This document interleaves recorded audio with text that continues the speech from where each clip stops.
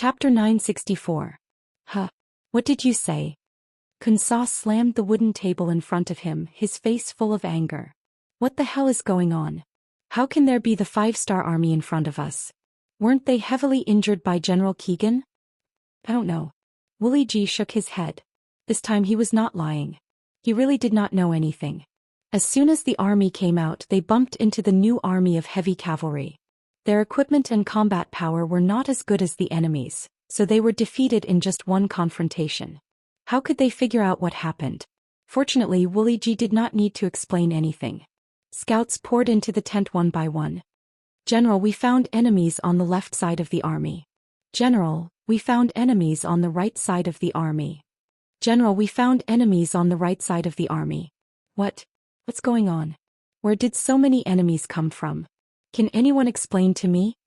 With a face full of anger, Kun Sa slammed the wooden table in front of him several times. The wooden table was on the verge of collapse, as if it would collapse at any time. Following this shout, the tent was so silent that even a pin drop could be heard. Obviously, no one knew how to answer this question. This result was completely different from what they had expected, and it made them unable to think for a while. But the truth would answer everything. A flaming arrow suddenly shot into the main tent and the flames rose.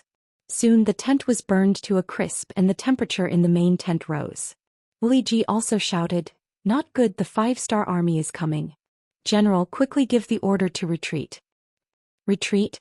Yes, retreat. After a moment of shock, Kun Sa gave the order to retreat. At this moment he did not have time to think about why there were so many 5-star army in his camp. Now he only thought about how to escape and save his life. 2 red signal flares were fired into the sky. Originally, only the 5-star army had entered the barracks. However, not long after, the 5-star army appeared from all directions. They held fire arrows and set fire to the barracks one after another, causing the horses to whine incessantly. Many of the cavalrymen in the Ely army couldn't even get on their horses. They were either shot to death, burned to death, killed or captured. Fortunately, it was nighttime. Kun Sa and Wooly G led 5,000 cavalrymen and charged in one direction.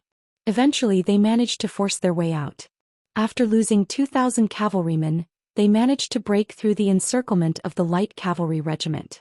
The light cavalry regiment had always been known for their speed. Frontal clashes on the battlefield were not their forte. In the end, Commander Ma Xianxia could only watch the enemy retreat and sigh loudly. The massacre in the barracks was still ongoing.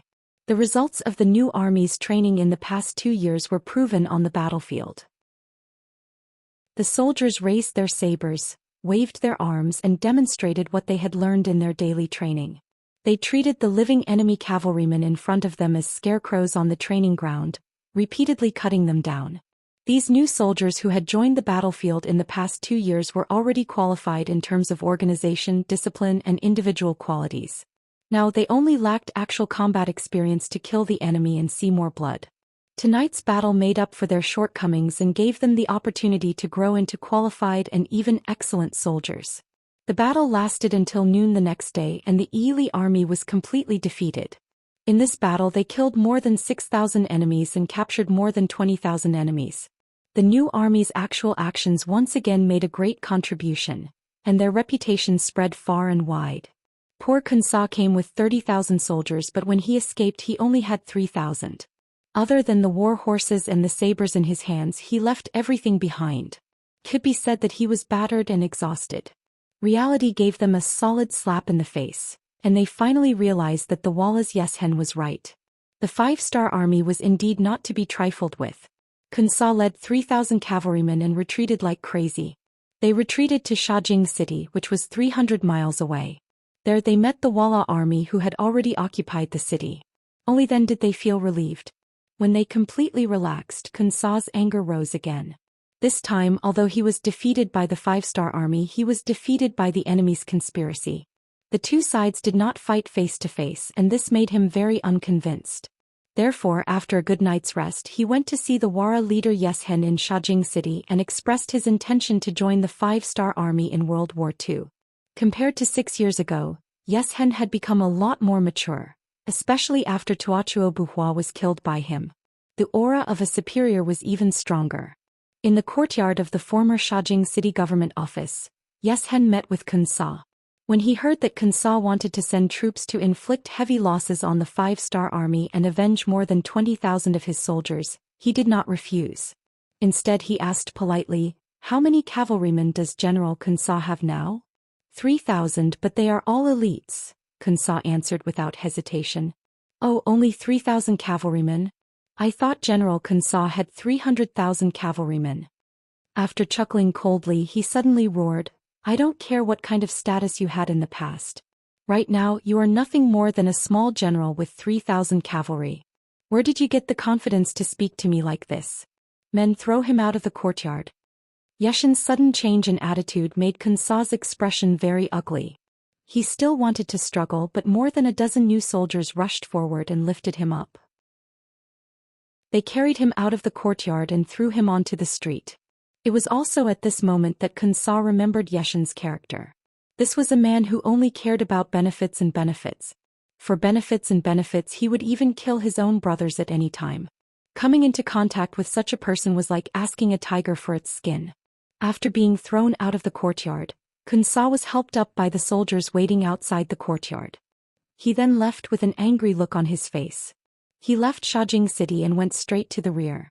He had already received news that Ili's army was coming from the direction of Ili city, which was his real home. Someone told Xian the news of Kun Sa's departure, but he was not moved. He had to admit that he was indeed afraid of Yang Chendong from the bottom of his heart. Unless it was necessary, he did not want to make an enemy of Yang Chendong. Kun Sa, with only 3,000 cavalrymen, wanted to ally with him. He would not do such a stupid thing. What he needed to think about now was how to drive Baiming's army out of the grasslands. For example, the nearby Sambulaquan would be his next target. Sambulaquan City. Zhou Xian, the chief of the Xian mansion who had retreated in defeat, returned here with nearly 190,000 defeated soldiers. Originally he wanted to reorganize here and then launch a counterattack to retake Jingzhou City and Xiaojing City. However, he did not expect the Datong army to be defeated so quickly. He was not ready yet, and Walla's main force was already in front of him. Not only did they take over Jingzhou City and Xiaojing City, which he had abandoned, but they also threatened the safety of Sambulaquan City. In other words, even if Zhou Xian wanted to retreat now, he had to be prepared for an attack when he left Sambulaquan City. Zhou Xian, who was originally ambitious, felt a little sad that the war had reached this stage. He hated the officials of the imperial court, who only knew how to pursue their own interests and did not care about the overall situation. He hated the incompetence of Datong's chief of the army, Yang Hong. If he did not have such a big appetite, he would not have surrounded Xiaojing City and instead thought of a way to take it down. Then he would have been able to resist the allied forces of Walla and Ili. This would have created an opportunity for him to take down Xiaojing City and reach the rear of Walla. At that time, the opportunity for the decisive battle would have arrived. But now the defeated army had become a fact. How difficult would it be to find the same opportunity as before? Zhou Xian seemed to be somewhat dispirited. The expressions of the two deputy commanders beside him, Gu He and Ning Wenfeng, were not much better. However, the eunuch in charge, also known as the military supervisor eunuch, Deng Chong, said in his croaky voice, "Generals, the emperor has already sent someone to deliver an 800 li urgent message. He said that the court is currently sending reinforcements. This time with Governor Shi Heng as the leader, they will assist us and send troops to the grasslands. Our current mission is to defend San Buji River. We have to be like a nail nailed into this place. If we dare to retreat, we will be punished according to military law." After saying this, Deng Chong could not help but let out a sigh. Although he didn't know much about military affairs, he knew how difficult it was for a lone city to defend until reinforcements arrived. In history, there might be people who relied on a city and defended it for half a year or even longer. But without exception, those who defended it were all big cities with enough provisions to last them for a long time. In contrast, Sambulaquan did not have such conditions. The city walls were low, only about 20 feet high. Scaling ladders could easily be placed on top of the city walls. The provisions in the city were not sufficient, and even the water supply was not enough to satisfy the needs of the army. Under such conditions, it would be a big problem for anyone to defend it. Report. While the four of them were still hesitating about what to do next, A scout suddenly came to report that 30,000 soldiers had defeated the 5-star army. The main general, Kun Sa, only managed to escape with 3,000 soldiers. When the news came out, Zhou Xian and the other 3 generals' expressions became even more complicated. In contrast, the 5-star army had won a great battle, but they had just suffered a great defeat. This stark contrast made them even more depressed and anxious. In the silent room, the deputy chief, Ancient River, suddenly said, "The 5-star army has fully grown. Even if we can defeat the Walla and the Ili one day, how are we going to deal with the 5-star army? Who is their opponent?" Chapter 965. Speaking of which, he could be considered a valiant general. Among the 200,000 soldiers of the Xian mansion, even Zhou Xian was slightly inferior to him. Usually he was the one who shouted the loudest, as if he didn't put the heroes of the world in his eyes. But now he actually asked this question. This was enough to show that he was a little afraid. Ancient River's words made the originally quiet room seem even quieter. Zhou Xian and Ning Wenfeng didn't say anything. They didn't know what to say or how to answer this question. Only Deng Chong, the eunuch, suddenly said after a moment of silence, "General Ancient, what do you mean? Could it be that you're afraid?" As a eunuch, he only had one person to back him up, and that was the emperor. Anyone who disobeyed him would become his enemy. It was only because they were on good terms that Deng Chong normally didn't dare to say such things. If it was anyone else who dared to say such things, Deng Chong probably would have already called for soldiers to arrest them. "I'm afraid? What a joke. On the battlefield, when have I not led the soldiers? I'm just talking about something we'll have to face sooner or later." Faced with Deng Chong's question, Ancient River naturally wouldn't back down. In the face of a great enemy, if there was any internal strife, the situation in the city would be even worse. As the commander, Zhou Xian finally opened his mouth and said, all right. These are just private words. They can't be taken seriously. We should think about how to deal with the current situation and how to deal with the Walla cavalry. The emperor has already said that we can't lose Sanbu Lachuan. Otherwise we'll be punished by military law. Since it's like this, if you don't want to die, quickly come up with a plan. It's not easy to defend. Without enough provisions, the morale of the army will fall into chaos as time goes on. Ning Wenfeng, who was famous for being a wise man, shook his head. We can have Tao think of a way to supply us with provisions.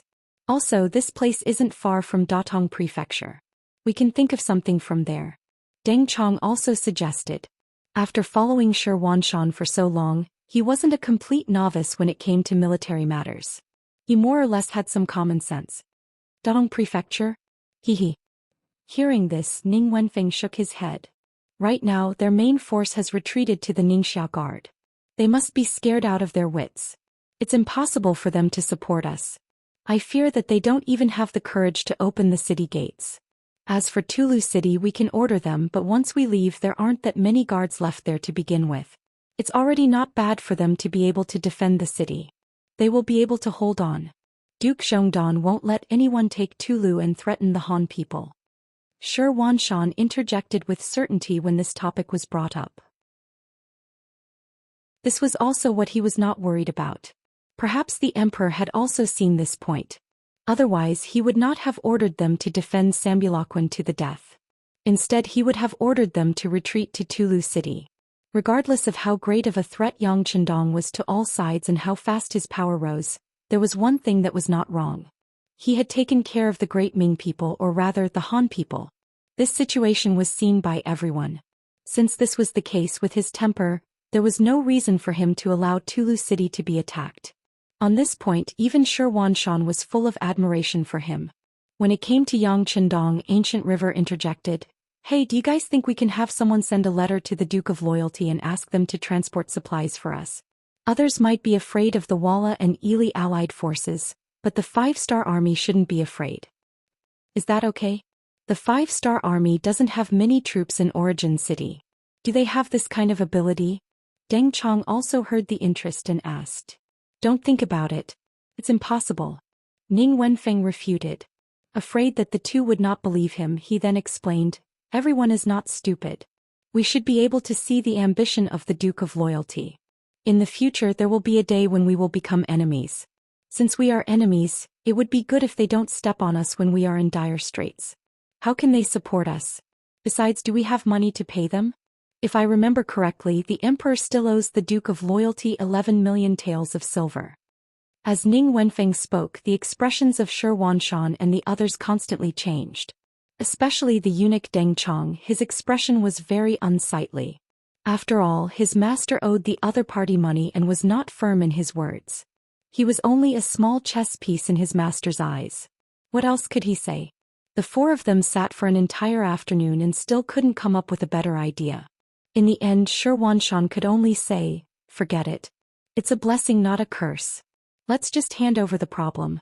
Since the emperor wants us to guard here, there are some things that can be solved with help. Otherwise, we can't blame anyone if we can't defend the city. By the way, I have to trouble eunuch Deng with this matter. You know the situation in the city. The army can only eat for 20 days at most. After 20 days, I'm afraid the city will collapse. This eunuch knows. I will go back and write a secret report to the emperor." Deng Chong said seriously. This was no longer a matter of whether or not he could complete the task. It was related to his own life. He couldn't help but take it seriously. First City Yang Mansion. The new army had won another great battle, killing and capturing nearly 30,000 enemies. The news of victory was sent to Yang Chendong. He just glanced at it and put it aside. This was within his expectations. If the new army couldn't defeat the enemy, then it wouldn't be called the new army. Ely underestimated the enemy, so it was only a matter of time before they were defeated. He wasn't worried. What he needed to consider now was the changing situation in front of him and what he needed to do. For example, what kind of changes would happen to the situation on the battlefield? Yang Chendong was a person who liked to take 3 steps at a time. This time, the sudden appearance of Ely's cavalry was beyond his expectation. It was also not within his plan. However, since they had appeared, of course he wouldn't be polite. That was why he ordered the new army to attack. Facts proved that they won this battle without any suspense. However, this didn't mean that there was no problem. On the contrary, what Ely would do next was a problem that he needed to consider. Only by estimating all the possibilities and making preparations could they ensure that the 5-star army would be able to face everything safely during the mission. All along, Yang Chendong had been doing this. Every battle under his command didn't seem to require much effort or danger. However, this was the result of his careful calculations and strategies. Otherwise, even if he had weapons that were a few hundred years ahead of this era, he wouldn't be able to achieve such great results in such a short time. Then the problem appeared. What would Ely do next? Would he choose to swallow this loss silently or send out a large number of troops for revenge? 4 years ago, he left Baiming's capital in the name of returning to his hometown to pay respects to his ancestors. He left to help the Southern Ming Empire deal with the Yellow Bandits. Since then, he had started his own journey. The only difference was that the farmers earned grain, the merchants earned money, and the politicians earned reputation. What he earned was merely a country. To build a country, it wasn't as simple as fighting and killing. Wasn't there an old saying that went, "It's easy to conquer the world but hard to defend the world"? How to manage these territories well and use them well was the time to show one's true ability. Fortunately, with the experience of the later generations and some of the goods in the warehouse, he was able to create a lot of value.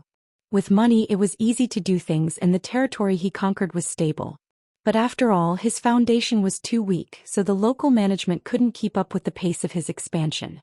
Just like now, he could command his troops and had the ability to conquer more territory, but how to defend it had become a big problem. For example, the territory in front of him wasn't small, and it was vast but sparsely populated. Once he defeated the enemy's main cavalry, it wouldn't be difficult to occupy it. Similarly, because the territory was vast but sparsely populated, the number of civilians needed was really difficult for him.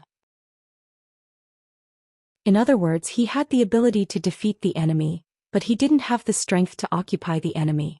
Even so, now was the time to occupy Ely, which meant that it wasn't the time to fight the enemy. I used a lot of effort to defeat the enemy, but I can't ask for any benefits. It's really not interesting. With a sigh, Yang Chendong called Beta Persei. He wanted to send a message to the Maobei army thousands of miles away and ask them to do something. Yang Chendong was calculating. He needed time to accumulate enough strength, such as excellent management personnel after occupying a piece of land, the people who needed to move in and out, the development of this area in the future, what kind of factory to build, what kind of sunshine to point to for the people and so on. Like him, Baiming was also calculating. In the capital of Baiming, the ministers reached a consensus at the court meeting. Sanbu Lachuan must be defended. Only in this way could they give Governor Xianxia enough time to prepare for a big battle with Walla on the grassland and win the final victory. The consensus was reached, but the situation in Sanbu Lachuan was there. The city was not big, the city walls were not high, and the food and water stored inside were very limited. With such a medium-sized city, it was impossible to stop the combined forces of Walla and Nili Ali. Commander Shi is a general who can fight. The Battle of Xian Mansion and the Battle of Tulu City have proven his ability.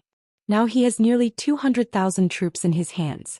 As long as the provisions can keep up, there shouldn't be a problem to defend the city. At the court meeting, Minister of War Yi Ming stood up and expressed his opinion. Yi Ming's words attracted the silent support of many other ministers. But then Minister of Works Shi Pu stood up. Minister Yi is right, but the key problem is how to guarantee the provision on time.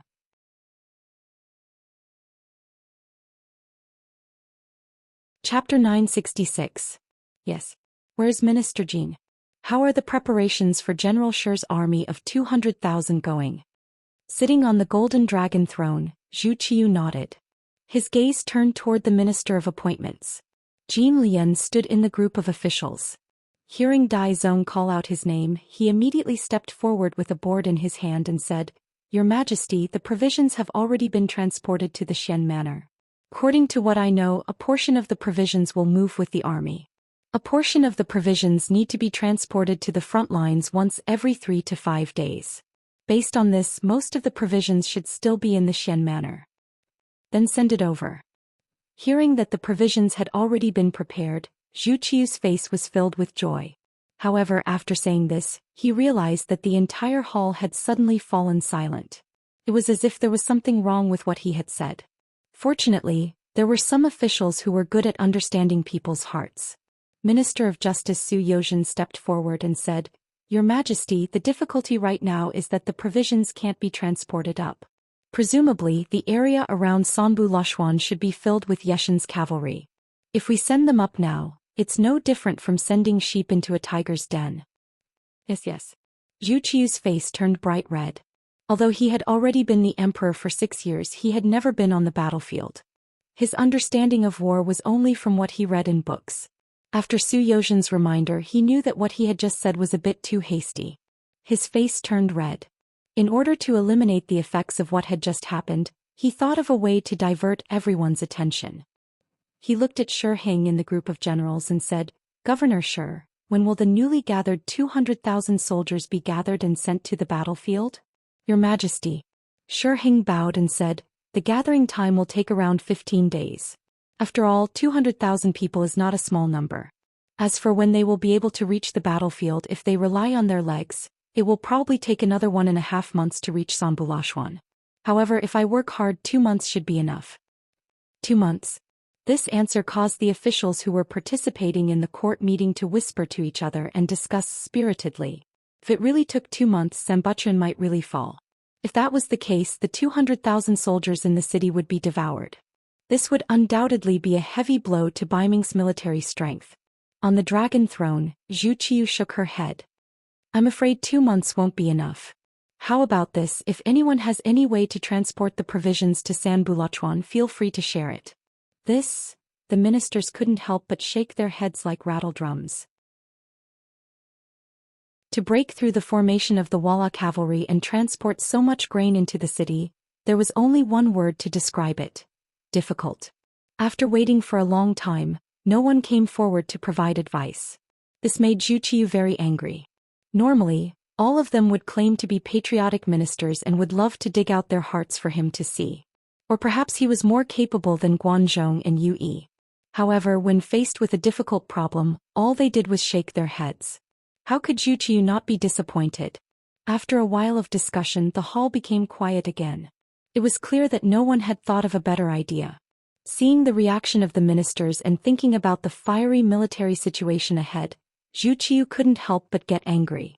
She slammed her hand on the dragon table and asked loudly, "My dear ministers, you are all the smartest and most capable people in the world. Don't tell me that even you don't have a better idea?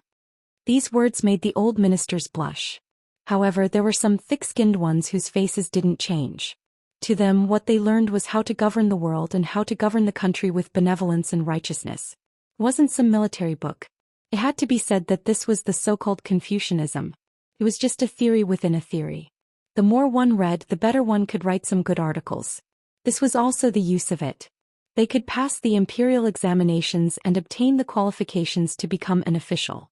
Then they would slowly waste their time and accumulate experience. Finally, they would become the so-called minister who governed the country. With such people, it was no wonder that the common people lived in an abyss of suffering. The hall was still silent. Zhu Qiu's expression became more and more unsightly. He once again felt a sense of isolation and helplessness.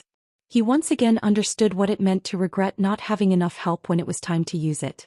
In the moment of silence, a voice suddenly sounded. Dressed in a second-rank official's robe, Minister of Justice Zhou Xian stepped out of his office and said, "Your Majesty, actually, if you want to transport provisions to Sanbuchuan City, it isn't that troublesome.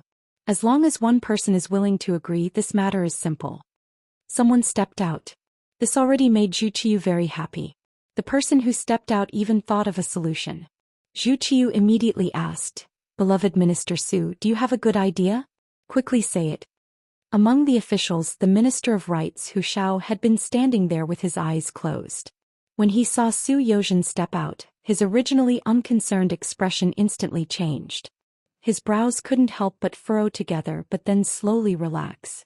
Yang Qindong had already told him that Zhou Xian was also a person of the same path. However, in these past few years, the two didn't have much contact. Perhaps it was because they didn't feel at ease with each other. They only silently cooperated with each other on some matters. If they could cooperate, they would also silently support each other in private. Hu Shao naturally understood Zhou Xian a little. He was smart, discerning, able to see the situation clearly, and had smooth and slick methods. However, him stepping out at this time was still out of Hu Zhao's expectations. He had already guessed what this person wanted to say. However, was it really good to involve Yang Qindong in this matter? The opponent this time was the allied cavalry of the Walla cavalry and the Ili cavalry. Did the five-star army really have the strength to stop them? However, with Zhou Xian's personality, he rarely fought a battle that he wasn't confident in. Could it be that he had received Yang Qindong's secret order and wanted to take the initiative to participate in such a big event to share some benefits? Or was it all his own idea? While Hu Shao was still guessing, Zhou Xian had already stepped out. He crossed his arms and said, "Your Majesty, if you want to resolve this situation, the only way is to ask the Duke of Loyalty. There is no other way." The Duke of Loyalty? Zhu Qiu, who was sitting on the dragon throne, originally had a face full of expectation. At this moment, his expression became somewhat ugly. It was unknown when it started, but in the court of Baiming, the words, Duke of Loyalty, had become a taboo.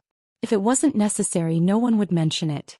Perhaps everyone knew that this person's influence was so great that it threatened the survival and development of Baiming. However, this person's influence had already reached a certain level. He was no longer someone that could be casually suppressed. Since there was no way to deal with him, it was better not to mention him. This could be considered as out of sight, out of mind. But now, Zhou Xian had broken this rule and took the initiative to mention him. An extremely clear expression of displeasure flashed across Dai Zong's face. The Duke of Loyalty? How could he have such an ability? Zhu Qiu's voice carried a trace of dissatisfaction. Listen to the sound of gongs and drums. The ability of the officials to observe people's expressions was not small. Seeing that the emperor was a bit angry, the smartest thing to do was to immediately stop this topic. However, Zhou Xian had no way out now. Ever since Yang Qindong appeared in the capital of Baiming and saw him at night, Zhou Xian, who had been wavering, knew that he had already boarded Xianxia's ship. It was likely that it would be impossible for him to get off. The only thing he could do was to think of a way to prevent this ship from sinking in the sea and find a way to sail further. After understanding this in his heart, he took the initiative to cooperate with Xianxia. For example, when the five-star army attacked North Korea, many of the officials in the court criticized the five-star army for attacking a vassal state of the Ming dynasty. This was clearly a form of disrespect to the Ming dynasty. Not only did he not make a fuss with these people, he even privately found the Daizong emperor and said that North Korea was not part of the Ming dynasty. Even if it was taken away, there was no real loss. It would be better to use this opportunity to ask the 5-star army for some war horses. After all, strength was the way of the king. As long as he had enough strength, he could take back what he lost sooner or later. It was Su Yozhen who came up with this idea. He originally wanted to reprimand the 5-star army and even the Daizong emperor who sent troops from Liaodong to support North Korea. He thought that compared to the vassal state being captured, it was more important to strengthen oneself. After all, North Korea was not the first vassal state to be captured. Zhu Qiu agreed, and Su Yozhen joined forces with some courtiers who were on good terms with him. In the end, when they finally took down the Joseon dynasty, Yang Qindong only had to pay the price of 50,000 war horses. Moreover, it wasn't for free. It was a loan to the northern Ming dynasty, which had to be converted into silver and returned in the future. Of course, he owed too much.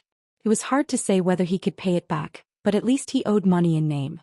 The 5-star army actually captured North Korea in such a short period of time.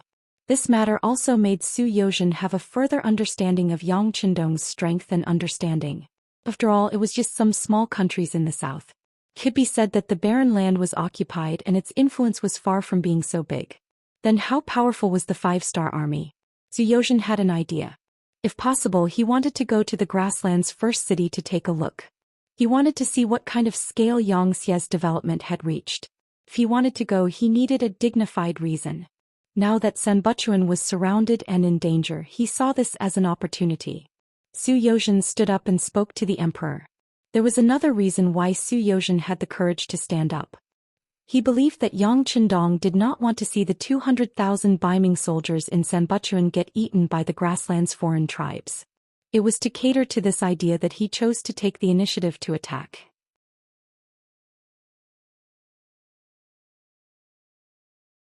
Chapter 967. Your Majesty, Sanbuchuan is not far from the first city. Since the Duke of Zhongwei can gain a foothold there, he must have military strength as his backing. If we can ask him to help, it shouldn't be a big problem for him to only transport grain and not help in the war. Su Yozhen stood up and said in a guessing tone. The important thing was that he emphasized one thing, which was that Yang Qindong would not help Baiming. He would only help to transport the grain. He said this in order to stop Zhu Qiu's mouth and make things clear first. It might be possible to help transport the grain, but helping Baiming to fight the war was not worth mentioning. Because this was not Yang Qindong's intention. Originally, when Zhu Qiu heard Yang Qindong's name, he had such an idea and asked the Duke of Zhongwei to send troops to help. Your title was given to you by the Great Ming Dynasty.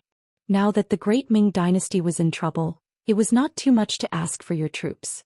But when he heard Su Yozhen's words, he knew that he might have thought too much. However, he still wanted to try harder.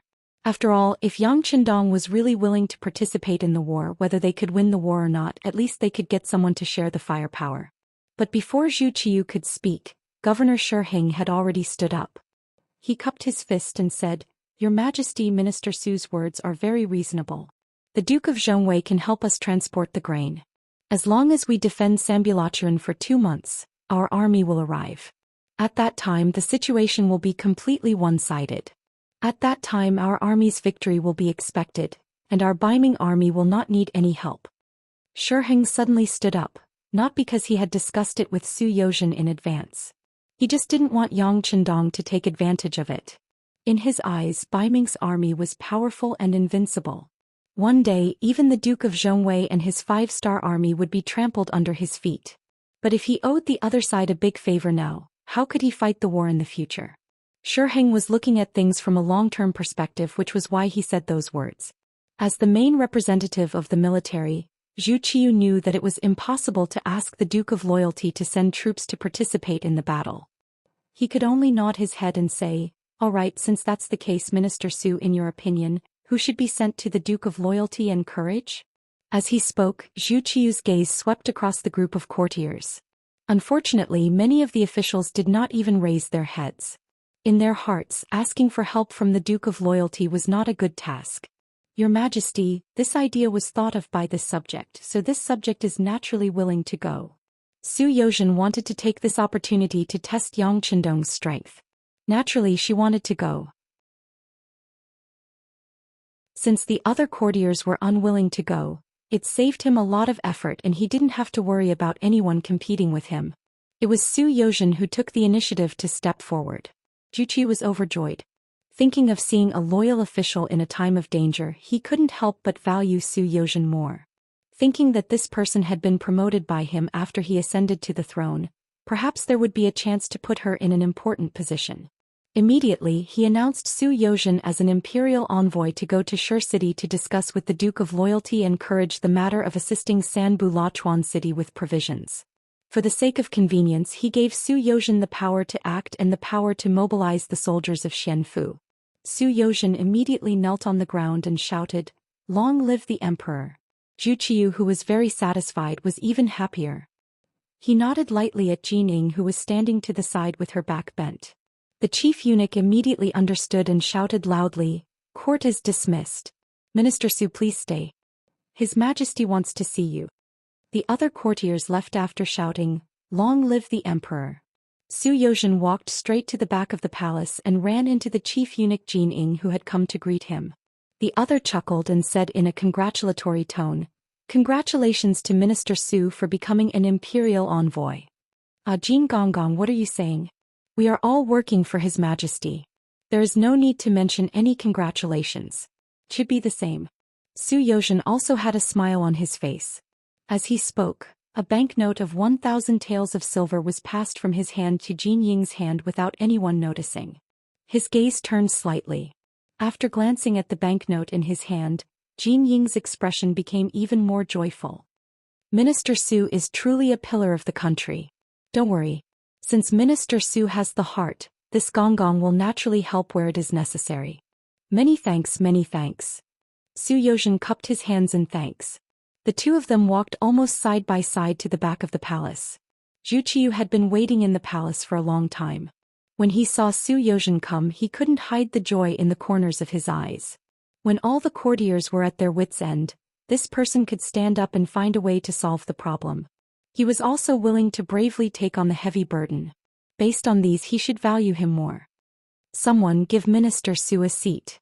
This official doesn't dare. Xu Youzhen immediately revealed a look of fear and trepidation. Speaking of which, this was the first time he was given a seat when he met with the emperor in private. Minister Su, this is His Majesty's good intentions. You were able to stand up in times of danger. This seat must be given. Jin Ying, who had just received the banknote, immediately stood up and spoke to smooth things over. Xu Youzhen, who had been polite to begin with, immediately revealed a very grateful expression. The rims of his eyes even reddened. It was as if he was about to shed tears of gratitude. He said, "This official thanks His Majesty." "Many thanks, His Majesty." Xu Youzhen's buttocks sat down on the chair. What followed was naturally a scene of the monarch and his courtier chatting happily. "Minister Su, this time, you were able to take the initiative to stand up, come up with an idea and accept this task. Jin is very comforted. However, how confident are you that you will be able to persuade the Duke of Loyal Courage to transport the provisions for our army?" Zhu Qiu's eyes were filled with anticipation as he asked. Although Xu Youzhen was sitting on the chair, he still had a look of fear and trepidation. Seeing the emperor ask, he quickly replied, "In reply to His Majesty, about 50%? 50%? Only that much?" Zhu Qiu's brows furrowed. He was clearly a bit dissatisfied. If that was the case, wouldn't it be very likely that he would be rejected? If that was the case, then as the emperor, his order was actually rejected by a subordinate. This was not a dignified thing to do. Even as the emperor, he cared a lot about face. Or perhaps he knew that he couldn't do it and still did it, so it was better not to do it. At least if he lost, his face would still be there. This was better than losing everything and being laughed at in private. Xu Youzhen had been paying attention to the changes in Zhu Qiu's expression. When he saw that the emperor was displeased, he quickly said, "Your Majesty. Although the Duke of Loyal Courage doesn't need to participate in the battle this time, transporting the provisions to the heavily surrounded Sanbu Lachuan city is no different from going to the battlefield. This official really doesn't have 100% confidence that I can persuade the Duke of Loyal Courage. Moreover, you also know that this official and the Duke of Loyal Courage have never gotten along. In the past, this official has even participated in a memorial to him. Speaking of which, this official really isn't a good persuader. If possible, could your majesty consider sending someone else? Retreating in order to advance was what Zhou Xian wanted to express. He was prepared to make a request. If he couldn't take the initiative in his hands, how could this request be discussed? Zhu Qiu naturally knew about the discord between Zhou Xian and Yang Chendong. This was also the important reason why he was relieved to promote this person. This time when he was sent to the beginning city, he didn't have to worry about the two colluding. This was also the reason why he agreed to let the other party be the imperial envoy so quickly. Now that he heard that Zhou Xian wanted to shirk the responsibility, how could Zhu Qiu be willing to let it go? He immediately said, "Dear official Zhou, what do you mean? Zhen has just issued a decree in front of all the civil and military officials. How can I casually take it back? Zhen thinks that you should go. If you have any requests, you can make them now. As long as the Duke of Loyal Courage can help transport the provisions, any conditions can be discussed." Zhu Qiu also had no other choice. Not only was he optimistic that Zhou Xian was a suitable candidate, but the important thing was that the other court officials didn't have the intention to go. Even though he was the emperor and could make a decision at will, no one dared to refuse when he asked the court officials to go. But what good result could there be if they were forced? If they messed up the task, then there would be no medicine for regret. On the other hand, Zhou Xian was the one who came up with the idea, thought of the method, and recommended himself to go. Presumably he was mentally prepared. There was no need to give up a suitable candidate and use someone else. Zhu Qiu agreed to raise conditions and requests. Zhou Xian was waiting for this sentence. He immediately stood up, clasped his fist, and said with an incomparably solemn expression, "I have a way to guarantee that the Duke of Loyal Courage will send troops to transport the provisions." "Guarantee? Are you 100% sure?" Zhu Qiu's eyes lit up as he asked. "Yes, 100% sure." Zhou Xian said with a tone that said he was going all out. "They tell me." Zhu Qiu didn't agree in a hot-headed manner. Instead, he wanted to hear what the request was first. It was enough to see that after being the emperor for a few years, he had learned to be calm and had learned to leave a trick up his sleeve. With a conflicted expression, Zhou Xian didn't immediately reply. He knelt on the ground with a plop and said, "Emperor, I have no selfish motives for what I am about to say. It is only for the sake of Baiming's strength and future. I ask for Emperor's forgiveness for what I have said." "Beloved official Zhou, what do you mean? This is a meeting between us, ruler and official, not a court discussion. If you have anything to say, just say it.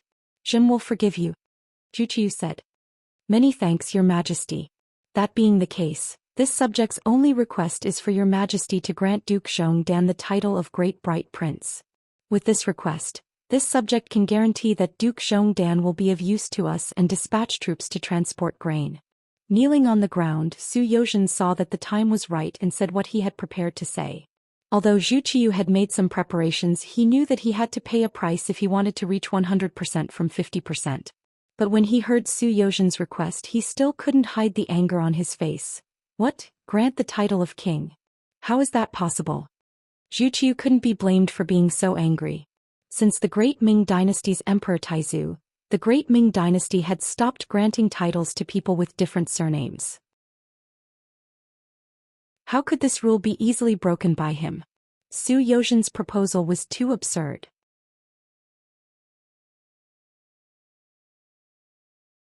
Chapter 968. Zhu Qiu was angry, but Zhou Xian was not afraid. The current situation did not allow Dai Zong to make any other choice. If he could not make this request now, it would be even harder to find an opportunity in the future. Thus he did not immediately speak. Instead he looked at Jin Ying beside Zhu Qiu. Since he had taken his money, it was time for him to speak up for him. Jin Ying, who had only taken 1,000 taels of silver, was furious. Originally he thought that Zhou Xian was going to be put in an important position. It would be beneficial for him to have a good relationship with him. In addition, there was money to be taken. Wasn't this the best of both worlds? But now, this daring Zhou Xian actually proposed to make Yang Chendong Wang. This was something the emperor would never agree to. How did he have the guts to say this? It was only 1,000 taels of silver. It was impossible to order him to do such a big thing. At this moment he kept his mouth tightly shut. He had even thought of returning the 1,000 taels of silver to Zhou Xian when he sent her out. The emperor did not speak. Jining also did not speak. Su Youzhen simply knelt on the ground and did not speak. For a moment the rear hall was silent. You could hear a pin drop. After a full quarter of an hour, Zhu Qiu saw that Su Youzhen did not speak. He did not admit his mistake and did not take back his request. He couldn't help but say angrily, "Beloved official Su, your suggestion is not acceptable. You should change your request."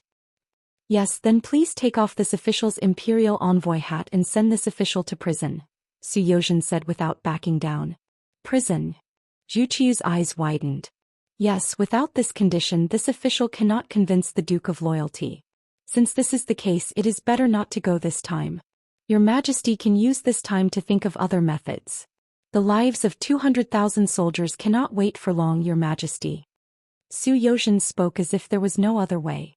In the end he did not forget to threaten with the lives of 200,000 Baiming soldiers. Hearing the threat, Zhu Qiu immediately stood up from the dragon throne and said angrily, "Is there no other way other than this? This subject is slow-witted and cannot think of a better way." Su Youzhen simply knelt on the ground and said without even raising his head. He knew that this was a risky move, but if he succeeded the return would be worth it. If he could help Yang Chendong ascend to the throne, his achievements would naturally not be small. In the future, when the 5-star army was formed, he would be able to take the opportunity to obtain more benefits. Seeing that Su Youzhen had no intention of backing down, Zhu Qiu was so angry that his entire body was trembling. He had thought that this person had come up with a good plan. It turned out that she wanted to confer the title of king on Yang Chendong. That being the case, it was not impossible for anyone to take this decision to force Yang Chendong to transport grain, or even to send troops.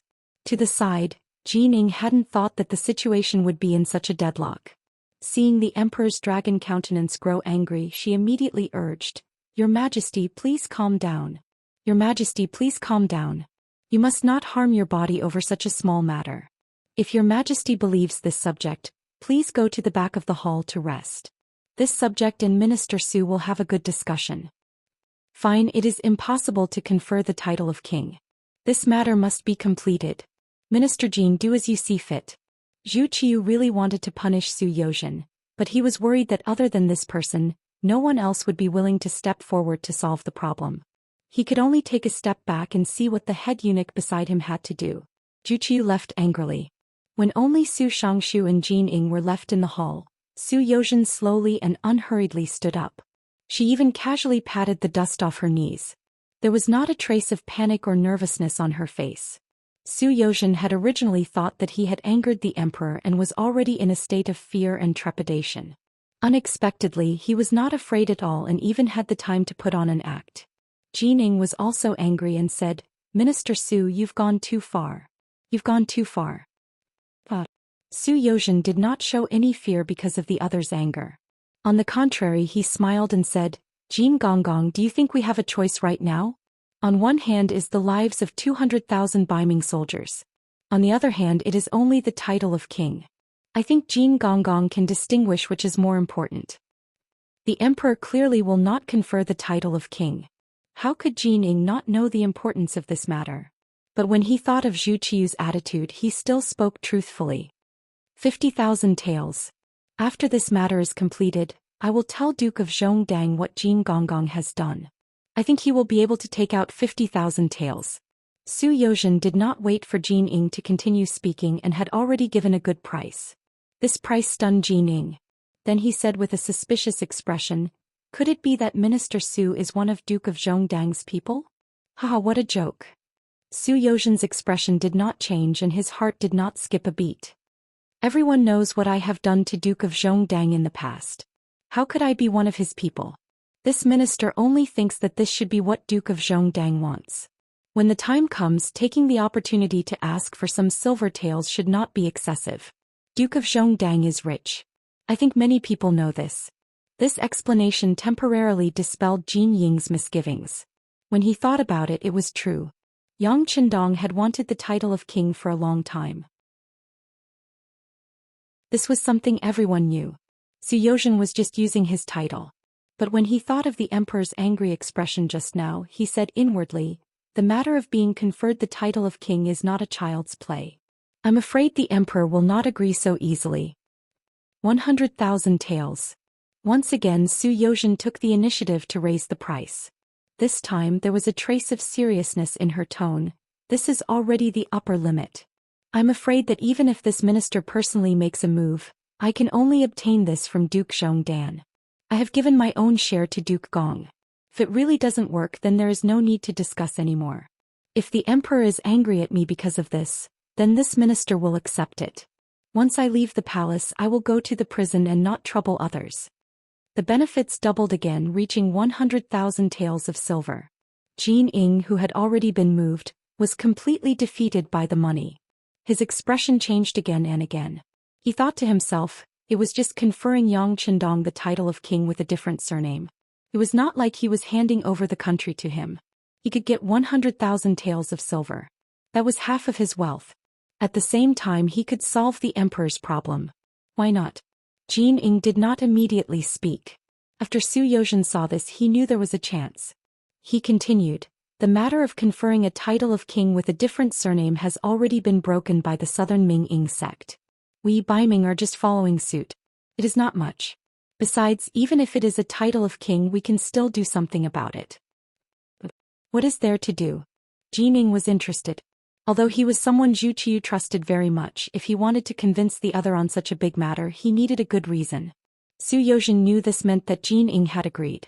Now it was time to solve the problem from a practical point of view. He immediately said what he was thinking. Jin Gonggong, since ancient times, the title of king has been given based on the fief. Then we can give the Duke of Loyalty the title of Bugnom of Gojoseon. This is equivalent to us giving him the fief of the southern wastelands. At that time the one who will have a headache will be Ying sect. What loss will we have? Bugnom of Gojoseon. Hearing this title, Jin Ying could imagine how angry the southern Ming emperor would be after this matter. He might even be furious. This should be what the emperor wanted to see. He could vent the emperor's anger and resolve the crisis in front of him. He could even get 100,000 taels of silver. No matter how he looked at it, this was a suitable transaction. At this moment a smile appeared on his face. Then he and Su Yozhen burst out laughing together. After Jin Ying was convinced, he turned and walked towards the back of the hall. He didn't know what method he used. Perhaps Zhu Qiu just wanted a way out. In any case, an hour later Su Yozhen waited for Jin Ying, who was holding the imperial edict. Minister Su, the emperor is wise and decisive. He has already agreed to confer the title of Bugnom of Gojoseon to the Duke of Loyalty. This is the imperial edict. Jin Ying raised the imperial edict in his hand with a proud expression. Jin Gonggong is very capable. Su Yozhen gave him a thumbs up and sincerely praised him. Such an important matter as being conferred the title of prince was actually done by a single eunuch.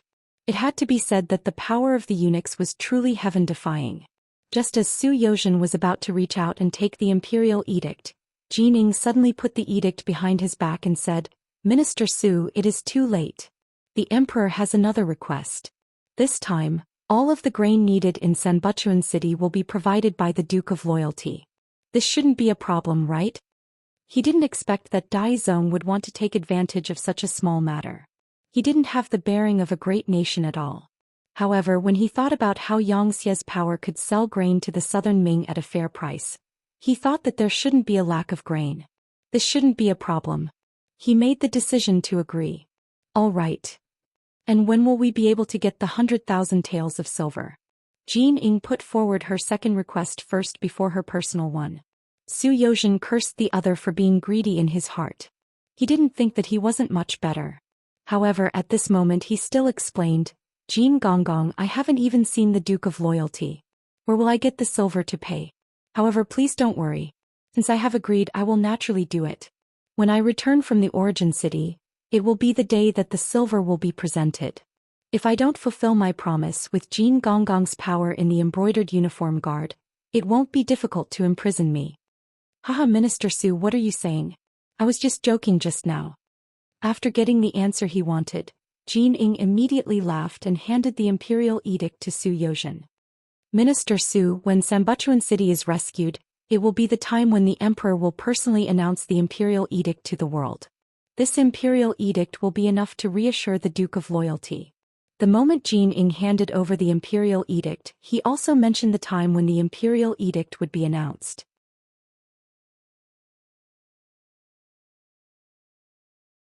Chapter 969.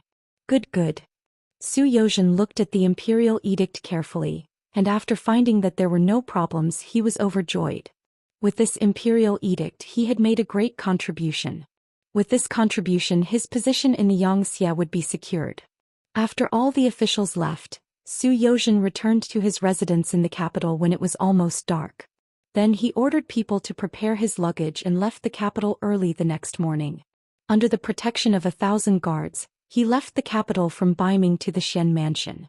On the plains, after several days of preparation under the orders of Yeshen, the Wara began to attack the city of Sanbuchuan. They used the Baiming red-coat cannons to bombard the city walls and used their own spears to attack the enemy's shields, causing Shi Wanshan's forces to be under considerable pressure and casualties. Fortunately, there were many generals in the city. Under the leadership of Commander Shi, nearly 200,000 Baiming generals took turns to defend the city, and the two sides quickly entered a stalemate.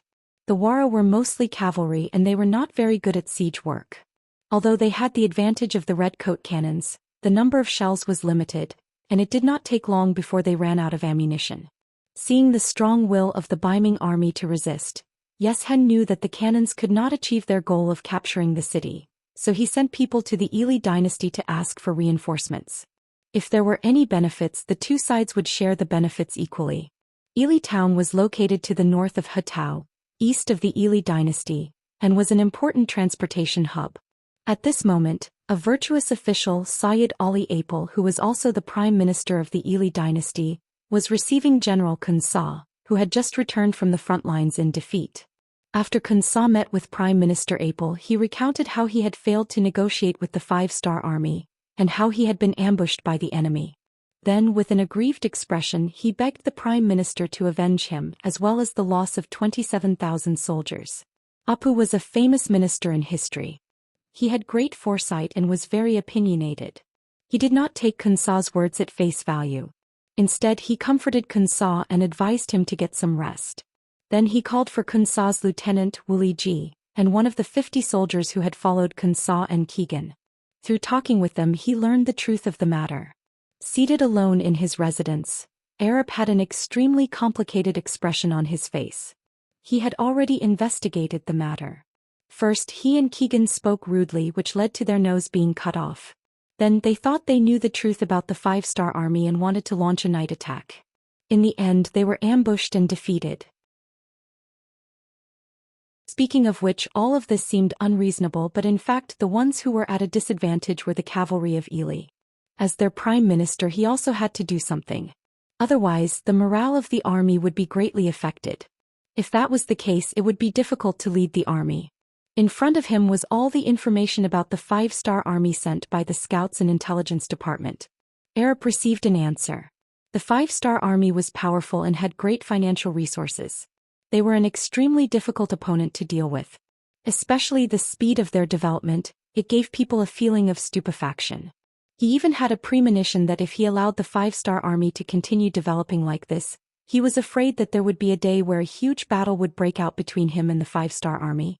If that was the case, it would be impossible for him not to fight even if he wanted to. Since there was going to be a battle sooner or later, why not take advantage of the fact that the other party wasn't ready for a bloody battle?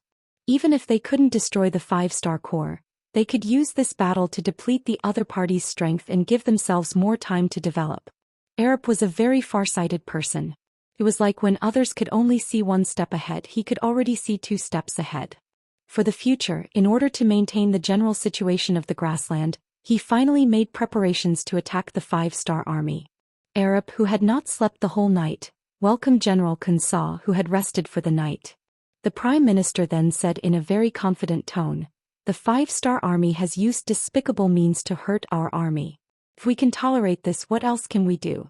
For the sake of Ili's dignity, this time we must teach them a lesson." "The Prime Minister is wise," Kun Sa said excitedly after he received the support. "Aha." Arab nodded and changed the topic. "It's just that the Five-Star Army is not so easy to deal with. Since we are going to fight, we must find a way to win. An alliance with the world of Wara is inevitable. How about this? Our army will go to the Shajing area first and discuss with Chief Yeshen before we fight. This general obeys. When Kunsa saw that this was going to be a big fight, he was so excited that his face turned red. It was time for him to make a contribution and take revenge. This time, the kingdom of Ili sent a total of 180,000 troops at Yeshen's request. Apart from the 10,000 cavalry, 20,000 infantry and 30,000 cavalry that were killed by the 5-star army, the rest of the 100,000 cavalry and 50,000 infantry were all brought to the battlefield. This time, in order to achieve the goal of severely damaging the 5-star army in one attack, Prime Minister Arab gave the order and the 150,000 troops set out from Ili city to the Shajing area, which was a few hundred miles away. In the Hutao area, only General Bo Muir from the world of Wara and his 80,000 cavalry and 20,000 infantry were left. Even so, the Datong soldiers were still scared into hiding in the Ningxia garrison and did not dare to take a step out. After all these years of development, Yeshen's strength had also grown. He now had a total of 270,000 troops, of which 20,000 were infantry and the rest were cavalry. Other than the 100,000 troops that were left behind to guard the Hutao area, he still had 170,000 cavalry soldiers. Most of them were brave warriors who could fight in battle, so they were not to be underestimated. It was a pity that cavalry soldiers were good at destroying their opponents while moving. Siege warfare like this was not their forte. Just like now, even after using up all 100 of the Baiming's redcoat cannons, they were still unable to take down Sanbulachuan. At this moment, they could only sigh as they looked at the heavily damaged city not far away. Reporting, Lord Chief, the Prime Minister of the Ili Kingdom, Ali Pu, personally led a total of 150,000 soldiers from Ili Kingdom towards us from Ili Kingdom. The scout half knelt and reported the battle situation. Arab is here, how good? With them, it won't be difficult to capture Sanbuchuan city. Hearing this, Zhou Xian was naturally overjoyed. Truly, a pillow came when one was sleepy. At the same time, in the Yang residence in Genesis City, Yang Qindong received a report from the scouts on the front lines. The report stated that Ali Pu was leading 150,000 soldiers to the Shajing region, but his intentions were unclear. Standing in front of the sand table, Yang Qindong stood there for a long time, but he did not understand the main point. He was thinking about a question. Who was the target of the Ili army this time? If they were coming for the Baiming army, then why didn't they come with Yeshen? Why did they only come after the vanguard suffered a loss? Was it possible that they were here to take revenge? Did they really have the guts to do so? As the saying goes, the ignorant are innocent. The power of the 5-star army was known by the nearby grassland tribes. Therefore, the 5-star army had long become an existence that no one dared to provoke. But because the distance was too far, the Ili army did not know the real situation of the 5-star army. Without understanding the situation, they might really do something stupid. Before he could figure this out completely, his personal telegrapher Wang Shan sent another telegram from the Security Bureau of the Northern Ming Dynasty. It explained in detail what happened in the imperial court of the Northern Ming Dynasty and how Su Yozhen, the minister of the Ministry of Justice, asked to come to Shi City to persuade him to provide provisions to Sanbuchuan City. Interesting. Looking at this telegram, Yang Qindong's eyes flashed with a meaningful smile. He had a feeling that Su Yozhen must have come to give him some good news. Otherwise, he wouldn't make such a big decision without asking for his permission. It was just that Baiming already owed him 11 million taels of silver. What benefits could they give him? Yang Qindong was not a god. Su Yozhen did not leak the news that he was going to be crowned king in advance. Of course, he would not be able to guess. Su Yozhen, who brought the imperial edict, rode a fast horse day and night after leaving Baiming's capital. Now that the military situation was urgent, there was no time to waste. The most important thing was that if the 5-star army couldn't provide provisions to Sanbulachuan in time, once the city was breached, all of his plans would fail. The so-called king conferment would also come to nothing. In that case, his so-called great achievements would also disappear without a trace. Not wanting to see such an outcome, Su Yozhen was forced to change horses and not people along the way. The journey that should have taken a month took only 13 days to get out of Tao City and to the foot of the city. Su Yozhen was Baiming's Minister of Justice, a major second-rank civil official. He was an extremely important person even without any auxiliary officials. In order to show his respect, Yang Chendong took the initiative to come out of the city to welcome him. Several thousand cavalry stood on both sides, displaying such a grand display. While Su Yozhen, who had just arrived, was extremely moved, he was also inwardly shocked. As the Minister of Justice, he had tens of thousands of bailiffs under his command. Among them, there was no lack of capable people with extraordinary means. There were even some people who had made quite a name for themselves.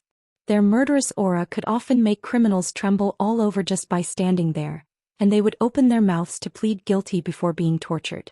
Just from this aspect alone, Su Yozhen could be considered someone who had seen a bit of the world. At the very least, a normal formation would not scare him. In his eyes, the killing intent of a murderer was nothing much. He was already used to it. Only now, when he saw these cavalry soldiers, did he understand what it meant to be a small fry in front of a great one. There would always be someone stronger.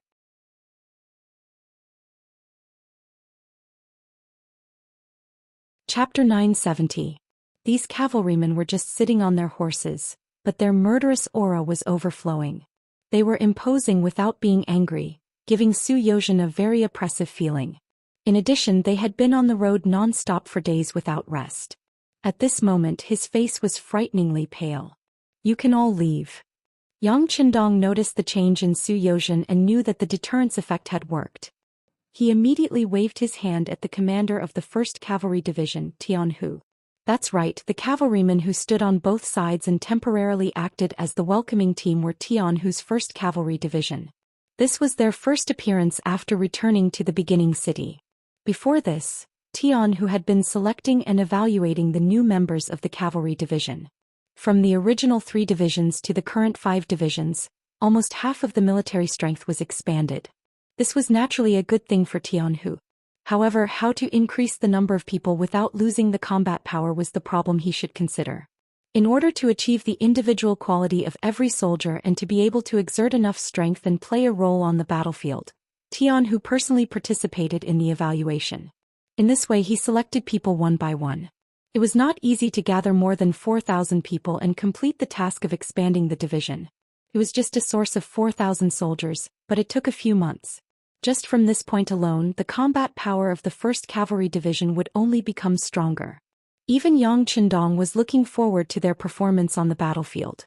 The 1st Cavalry Division's first appearance scared the senior officials sent by the Imperial Court of Baiming. Although the commander Tian Hu looked serious, he was in a good mood.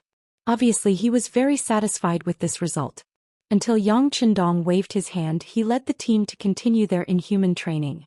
Perhaps Su Yozhen was tired, or perhaps she was afraid, but she was sent to rest in the carriage. Yang Chendong wanted to know the other party's intentions for coming here, mainly to see what kind of conditions the substitute sect master Zhu Xian could offer, and whether or not he would be moved. However, looking at Su Yozhen's current state, it was clear that they couldn't discuss anything. He had no choice but to arrange for him to stay in the guest house at the beginning of the city and wait for him to rest. Su Yozhen had a good sleep. He slept from the afternoon all the way until the next morning. When he opened his eyes and woke up, he felt much less tired. At this moment, it could be said that his ears and eyes were sharp and he was full of energy. After waking up early in the morning and changing into clean clothes, Su Yozhen was attracted by the hawkers outside the guest house. He decided not to ask someone to prepare breakfast. Instead, he decided to go out for a walk and try the local snacks. Under the protection of a squad of soldiers in the open and in the dark, Su Yozhen came to the street. He saw a very bustling scene, a street market that was not inferior to the morning market of the capital.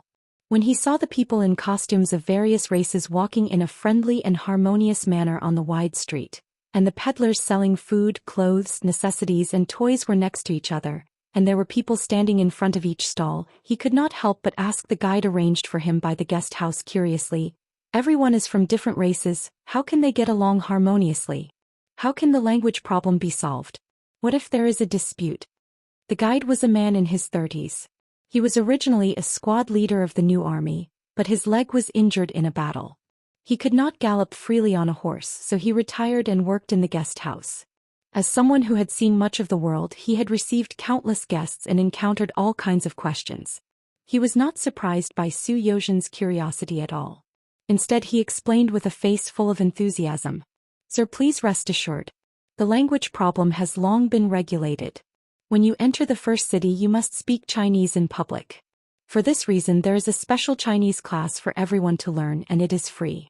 In the first city, only after learning Chinese can one be allowed to do business. When everyone speaks Chinese, there is naturally no problem of language barriers. Once there is a dispute, there will be special management personnel to judge who is right and wrong. However, at the same time, any fighting is prohibited in the city. Otherwise, no matter who is right or wrong, they will be severely punished. Facing the guide with a smile, Zhou Xian first nodded and then shook his head. There were also laws in the capital. If one did something bad or wrong, one would be locked up in the Ministry of Justice. However, such things could not be eliminated. Why was there also a law to regulate it? It seemed that the public security in the first city was very orderly. Until now, he had not seen a case of an argument, let alone a fight. Huai Yu was puzzled and could not help but ask again, the law here must be very strict, right? It was no wonder that Zhou Xian would have such a thought. If the law was not strict, there would definitely be people who could not help but suppress their temper and violate the law. Only harsh laws could make people have no choice but to restrain their temperament under high pressure. Sir, you're right. The law in the first city is quite strict. Once someone makes a mistake, the lightest punishment is a warning, and the heaviest punishment is a beheading. The guide nodded and answered with a straight face. Beheaded? That will make everyone afraid from the bottom of their hearts. Zhou Xian said this as the Minister of Justice. As soon as he finished speaking, the guide beside him shook his head. Sir, you're wrong. Although there is the crime of being beheaded, in fact there are very few people who are beheaded. After all, if they are not vicious and evil people, they won't be sentenced to such a heavy sentence. In fact, what everyone is most afraid of is being kicked out of the first city and being ordered to never enter all the cities under the jurisdiction of the 5-star army. This is the most unacceptable thing for ordinary people. Being expelled? Although this is also a heavy sentence, it doesn't seem to be a very serious matter. Zhou Xian had a look of disagreement on her face. It's just being kicked out of the city. Isn't there a saying in the underworld that if there's no place for you, there will be a place for you? No. Sir, you don't know, but all the cities under the control of the 5-star army are guaranteed safety. Once you enter such a city, it's equivalent to having a guarantee of safety. This guarantee is something that the grassland people didn't have in the past. They're used to wandering around, especially in recent years. They're even prepared to have a machete on their necks in the middle of the night when they sleep at night. This makes them feel too insecure, and this sense of security happens to be given to everyone by the 5-star army. Therefore, the right to live in the city is precious to many people. At this point, the guide introduced with a smile. Sir, if you don't believe me, you can go and see if the people in the city have a relaxed smile on their faces. This is the charm of the 5-star army city, because everyone knows that as long as they abide by the law here, no one will threaten their safety. They can also live a happy life with their hands. Isn't this what the ordinary people need? The words "what the ordinary people need" caused Zhou Xian's face to turn red. Indeed, what the ordinary people wanted was to have food to eat, clothes to wear, and a house to sleep in. As long as these conditions were met, they would usually become very obedient under normal circumstances. However, this simple request wasn't something that all governments could fulfill. They continued to walk on the street, looking and carefully observing. Just as the guide said, most of the ordinary people had a very natural and relaxed smile on their faces. This kind of smile was rare even in the capital of Baiming. It had been less than 3 years since the establishment of the first city, but now it was so prosperous. Just on this point, Zhou Xian had to admire Yang Qindong's ability. This made him even more determined to follow in Yang Qindong's footsteps and not waver easily. After having breakfast on the street, he found time to chat with some ordinary people. After having a clearer understanding of the situation in the first city, Beta Persei appeared beside him. Minister Zhou, you're in a good mood. Ah. It's Brother Beta Persei. Did the Duke of Loyalty summon me? At this moment, Zhou Xian's attitude became more respectful. That's right.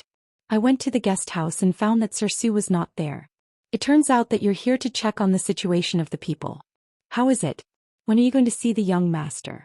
Beta Persei said unhurriedly. Originally, Yang Qindong's order to him was very relaxed, and everything was based on Su Yozhen's own decision. I'll go now. Su Yozhen held a copy of the First City's Yang report in his hand and raised his arm. From this newspaper he had a clearer understanding of the situation in the First City. He had a clear understanding that this was indeed a developing and thriving city. Although its foundation was still lacking, it was full of vitality. Anyone with a little knowledge could see its potential. In particular, Yang Baozhong had specially opened a current affairs column, which clearly talked about the war that was going on in Sanbuchuan City hundreds of miles away.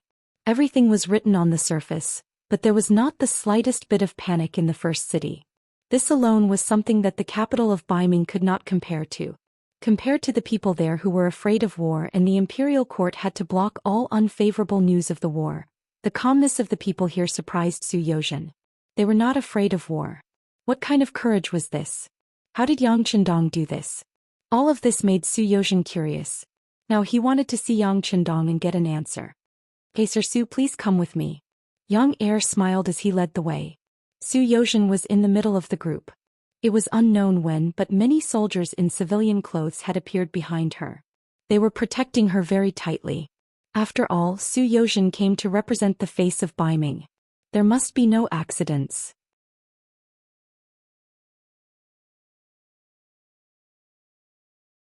Chapter 971.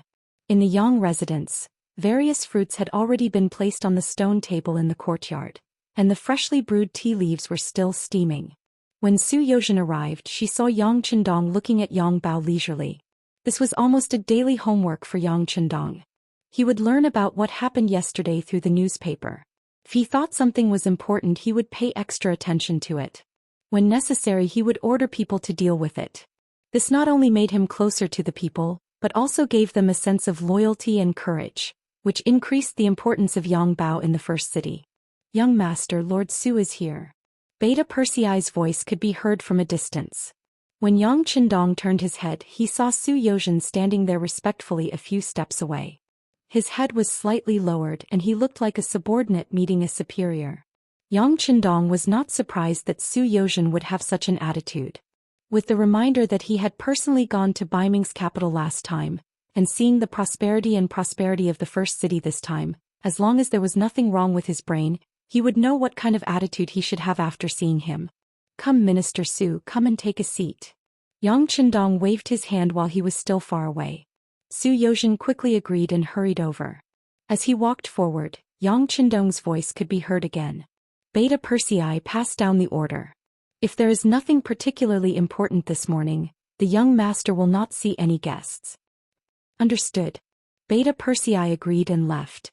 Soon, there was the sound of the courtyard door closing behind him, indicating that Yang Qindong was going to have a long talk with him. Su Yozhen hurried over and sat down opposite Yang Qindong. When he looked up, his eyes were filled with curiosity, doubt, and even admiration. Yang Qindong saw Su Yozhen's performance from the corner of his eyes and smiled in his heart. If a capable person wanted to control him, he would have to show more ability. Clearly he had done it now. "Minister Su, you've traveled thousands of miles to come here. You must have something to teach me, right? But I wonder if it's good news?" "It's good news, great news, sixth young master." After being stared at by Yang Qindong, Su Yozhen's original intention of playing with him disappeared. She stretched out her hand and took out her trump card, the imperial edict that conferred the title of king. His original intention to bargain was no longer there. The only thing left was how to make Yang Qindong happy and please him. "Sixth young master, this is the imperial edict of bestowment that I have spent a great deal of effort to get from the Daizong emperor. Please take a look and see if you are satisfied. Coronation Imperial Decree." Yang Qindong, who had originally ignored everything that had happened, had a change in expression at this moment. Yang Qindong had tried many times to be bestowed the title of king, but the great Ming dynasty's ancestral system was there. It was obviously difficult and not easy to succeed. But as the Yang faction's influence continued to expand, this thought also faded away. Could it be that if he didn't become king he would have no power? Could it be that if the great Ming dynasty didn't recognize him, his Xianxia wouldn't exist? He just didn't expect that a good thing like being bestowed the title of king would fall on his head when he had already given up on it.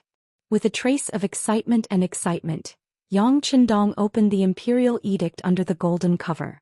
Holding the imperial edict in his hand, he looked at the words one by one. After a while, Yang Qindong's voice sounded with a sigh. Bugnam of Gojoseon, hee, although there are other motives, the Daizong Emperor has indeed put in some capital this time. Presumably, the things he needs me to do won't be too small. What kind of person was Yang Qindong? How shrewd and ruthless was his vision? Just the title of Bugnam of Gojoseon made him see a lot of problems. There was no need to mention the word martial. His various actions had already proved that this word was really appropriate to use on him. The word, south, had some meaning. It meant that the small countries of the southern barbarian that Yang Qindong occupied were all in the south. He himself should also be in the south. As for the matters in the north, he didn't need to worry about them. Although it was just a title, the Daizong Emperor of Beiming still expressed his intention. That was, he hoped that Yang Qindong wouldn't stay in the north and would go to the south to cause trouble for the southern Ming.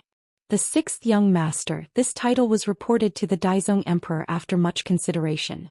I think this is the only way for this title to be granted. If there is anything inappropriate, I hope that the sixth young master will forgive me. Su Yozhen lowered his head and said these words with a slightly guilty conscience. He couldn't tell if Yang Qindong really liked this title, but he didn't dare to hide the things that should be said. He also had to express the attitude that should be expressed. Feeling Su Yozhen's cautiousness, he sighed in admiration. This person was indeed worthy of being a powerful official in history. His ability to observe people's expressions and see through people's hearts was truly extraordinary. However, since he was already granted the title of king, his wish had been fulfilled. As for the title of king, he didn't really care. Could it be that if he was granted the title of Bugnam of Gojoseon, he would only be able to move about in the south? Turning his head, he folded the imperial edict and put it aside. Yang Qindong's face revealed a sincere smile. What is Minister Su saying? Being granted the title of king is enough. What is inappropriate about it? Don't think too much. Come, let me toast you with tea in place of wine. I don't dare. Su Yozhen said as he stood up. Yang Qindong had already laughed heartily and drank the tea. Then he gestured for Su Yozhen to sit down. Minister Su, there are no outsiders here. It's just the two of us. There's no need to be so formal. I won't call you minister anymore. How about I change it to Brother Su? That's good. Su Yozhen nodded continuously. From the moment he entered this small courtyard, the initiative was completely in Yang Qindong's hands. What he needed to do was to conform to this person. Yes, Brother Su. In order to achieve this imperial edict, you must have put in a lot of effort. Tell me more about it. Yang Qindong asked with a smile on his face. He had thought of many ways to achieve this but failed. Now that Su Yozhen had done it, he wanted to reward him. Yes, sixth young master. The situation is like this. Su Yozhen knew that this was not the time to be polite. He told him about his proposal in the imperial court, as well as the discussion he had with the emperor and eunuch Jin Ying in the back of the palace. Yang Qindong sat there and listened attentively. From time to time he would nod and cooperate with Su Yozhen's speech. When Su Yozhen stopped talking, he laughed loudly and said, "You only gave Jin Ying 100,000 taels of silver in exchange for the title of king?" "Yes, that's the only condition." Su Yozhen nodded, but he was shocked. He knew that Yang Qindong was rich. The goods sold by the Beyond Heavens Trading Company in the capital were all profitable. 100,000 taels of silver was not a problem for him. However, transporting food to Sanbuchuan was not an easy task. No matter how he looked at it, this person did not seem to care. Without Su Yozhen's shock at the imperial court, Yang Qindong spoke again. "All right, if it's only a small matter, this king can agree to it right now." At this moment he considered himself to be the Bugnam of Gojoseon. After saying this, he said generously, "Brother Su has worked hard this time. Naturally you should be rewarded. How about this, I will give you 200,000 taels of silver as a reward." This way she could earn 200,000 taels of silver. Su Yozhen's heart was naturally overjoyed, but her face still had to put on a look of refusal. "As sixth young master, you can't do this. You said that we are on the same boat and I will be your subordinate in the future. How can you give me money like this?" I have to give. If you have done well, you should be rewarded. This is my rule. All right, Brother Su, I will not refuse. If I continue to refuse, I will only think that 200,000 taels of silver is too little. All right, then thank you, sixth young master. Zhou Xian immediately stopped talking. He knew what it meant to be insatiable. He also knew that such people were the most disliked. He knew when to stop. Yes. Seeing that Zhou Xian was so tactful, Yang Qindong smiled in satisfaction. Then his tone changed. With just this small benefit, I'm afraid it is not enough to make this a reality. I think Daizong still needs to give a gift. How about this, give him 5 million taels of silver. Give Daizong 5 million taels of silver? When he heard this, Zhou Xian's eyes widened. He didn't know what was wrong with Yang Qindong to say such a thing. Could it be that he had too much money? Even if others didn't ask for money, he still wanted to give them money? Zhou Xian had wrongly accused Yang Qindong. Xianxia had opened up a business path. Many of the products were not available outside. He had indeed relied on this to make a lot of money. However, ever since Xianxia was established, it was not an exaggeration to say that he spent money like water. Especially after occupying a piece of land, he needed a lot of money to build it. Many of the small countries that he occupied had not been able to fully display their usefulness. There was no way to get back the money, and they still needed Xia's constant financial support. One place was like this, two places were like this. When the land was like this, Xianxia did not have a lot of money in his hands. Although it could not be described as having too much money to make ends meet, he still needed to think carefully before casually giving out 5 million taels of silver. Even though he knew this, Yang Qindong still did it. The reason was because of what Zhou Xian said. Daizong had written an imperial edict, but if he wanted to announce the matter of him being crowned king, he needed to wait for Yang Qindong to resolve the crisis in Sanbulachuan City. However, would the truth really be like this? Would Daizong go back on his word? Right now he didn't want to see the 200,000 Baiming soldiers fall, so he had no choice but to crown himself as king. Once the crisis was resolved, if he didn't want to, he would have 100 or even 1,000 reasons to not fulfill his promise. At that time, what would Yang Qindong do? Would he start a war with Baiming?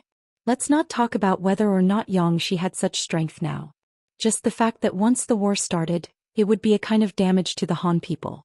This was far from what Yang Qindong wanted to see.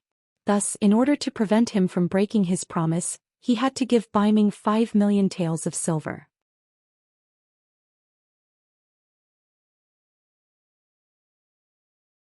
Chapter 972. Of course, Yang Qindong also had his own thoughts on how to give out the money since they were both giving it to him. He wouldn't just give out the money. His true intention was to take advantage of the situation to Baiming the imperial court. Brother Su, has Baiming always been short of money? Yang Qindong had just said that he would give her 5 million taels of silver. Zhou Xian was also taken aback by his sudden change in tone. However, she quickly nodded her head and replied, "That's right. Ever since the Northern Ming Empire started recruiting soldiers, there has never been an abundance of silver. Because of this, the agricultural tax has been pushed forward to 3 years later, causing the commoners to complain. This method of drinking the blood of the commoners is wrong. It might succeed for a while, but it will only bring more trouble. This is not what a wise person would do." Yang Qindong said in disagreement. The previous emperors all knew that water could carry a boat, but it could also sink it. However, there were only a few who could do this. Yes, all the officials in the imperial court know this, but there is no other way. Zhou Xian also shook her head.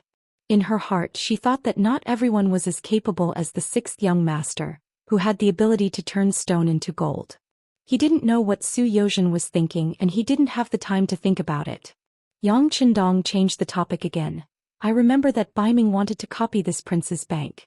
That is a very profitable business, so why didn't they do it?" When this matter was mentioned, Zhou Xian seemed to have changed into a different person. Her face was filled with anger as she said with righteous indignation, "Yes, when we saw that the Yang family's bank was so prosperous and could gather the commoners' money for use, Baiming the imperial court also wanted to copy it. This matter was even placed on the desk of the 6 ministers. But before the bank was built, the officials had already rushed in like a swarm of bees. This yamen was short of money and that department was short of money. Just the price they quoted was an astronomical figure. If that was the case, they would take away as much money as the bank deposited. In the end, the matter came to an end. Oh right, at that time, Baiming also wanted to take over the Yang family's bank. Hehe, they didn't succeed either. Hearing that Baiming wanted to take over Yang Qindong's bank, Yang Qindong couldn't help but laugh. He had known this for a long time. Back then he had used the name of a mercenary army to win the defense of the capital, causing some people to be wary of attacking the rat for fear of breaking the vases. Afterward he had marched south to make his name and prestige known. Reality had proven that wealth without strength would only make one an existence that others could bully. But now, as Xianxia continued to expand, not even Baiming dared to carelessly attack him. They could only watch as the Yang clan bank continued to expand, but there was nothing they could do about it. Seeing that Yang Qindong seemed to be in a good mood, Zhou Xian cautiously asked, "Sixth young master, you didn't give this 5 million taels of silver to Baiming to build the bank, right?" "Amazing, amazing. Brother Su knows me best." Yang Qindong not only did not deny it, he even openly admitted it. "You can't do that. It's like throwing a meat bun at a dog. There's no return." Zhou Xian hurriedly waved his hands, wanting to dissuade Yang Qindong. Knowing that Zhou Xian was thinking for him, Yang Qindong put on a grateful expression and said, "I naturally understand Brother Su's thoughts. You are indeed doing this for the sake of this prince. But this prince said that this 5 million taels of silver was originally intended to be given to Baiming. It's within my expectations that it won't come back. On the contrary, using this 5 million taels of silver to mess up Baiming's economy is appropriate." "Mess up the economy?" Zhou Xian looked puzzled. "Yes, it's messing up the economy." Yang Qindong nodded and admitted. Since Zhou Xian came and saw the power of the first city, Yang Qindong believed that there would be no more disloyalty in the future. Therefore Yang Qindong treated him as one of his own and did not intend to hide anything. "Yes, these 5 million taels of silver are the gunpowder that will destroy the foundation of the Northern Ming dynasty. Unless they can really make good use of it, otherwise some people will be blown to pieces." Seeing that Zhou Xian was still puzzled, Yang Qindong calmed down and continued to explain, "Brother Su, let's put it this way. Do you think that the current problem of Baiming can be solved with 5 million taels of silver?" "No." Zhou Xian gave an answer without thinking. This was not because he was too decisive, but the fact was originally like this. Just like Yang Qindong had a dream, the acting emperor of Baiming also had his own dream, which was to unify the great Ming dynasty and restore the glory of his ancestors. If he wanted to do this, it was not something that could be solved with 5 million taels of silver. Even if 2, 5 or even 10 5 million taels of silver were given to him, he would still have a way to spend it all. Yang Qindong knew this, but he still only took out 5 million taels of silver. This was originally a trap or bait. "Brother Su, to tell you the truth, Baiming's imperial court is full of corrupt officials and eunuchs monopolizing power. There is no way out in future. Such a country will perish sooner or later. It's just a matter of time. It's just a matter of how many years the Han people will have to suffer." This was the first time Yang Qindong talked about such a big matter with Zhou Xian. At this moment he also had a serious face and quickly digested everything Yang Qindong said in his heart. Now that the world is in chaos, there are few peaceful places. The so-called rise, the people suffer. Fall, the people also suffer. The reason for this is that the system is not right.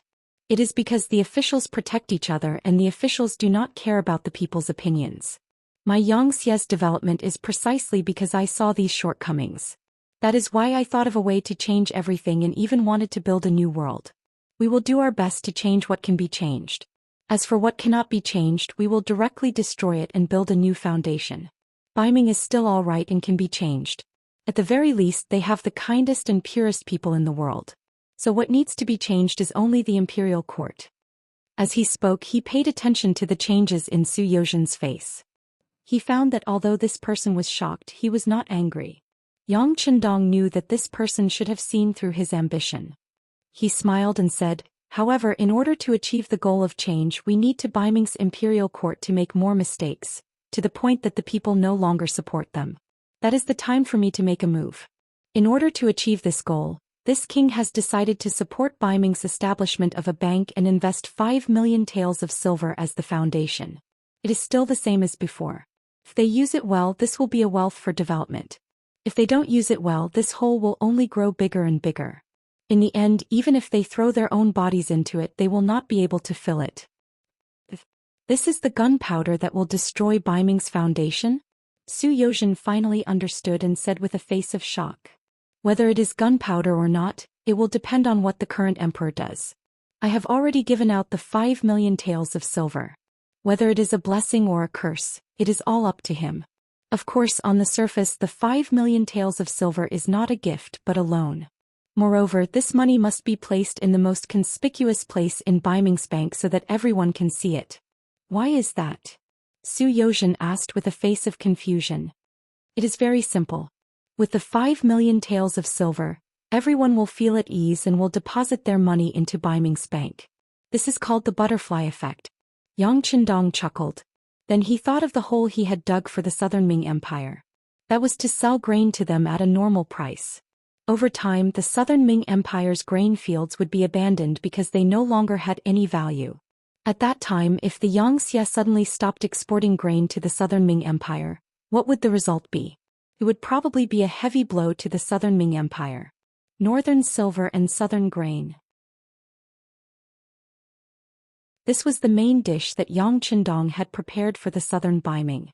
One could only imagine how terrifying the consequences would be if they were to be activated one day.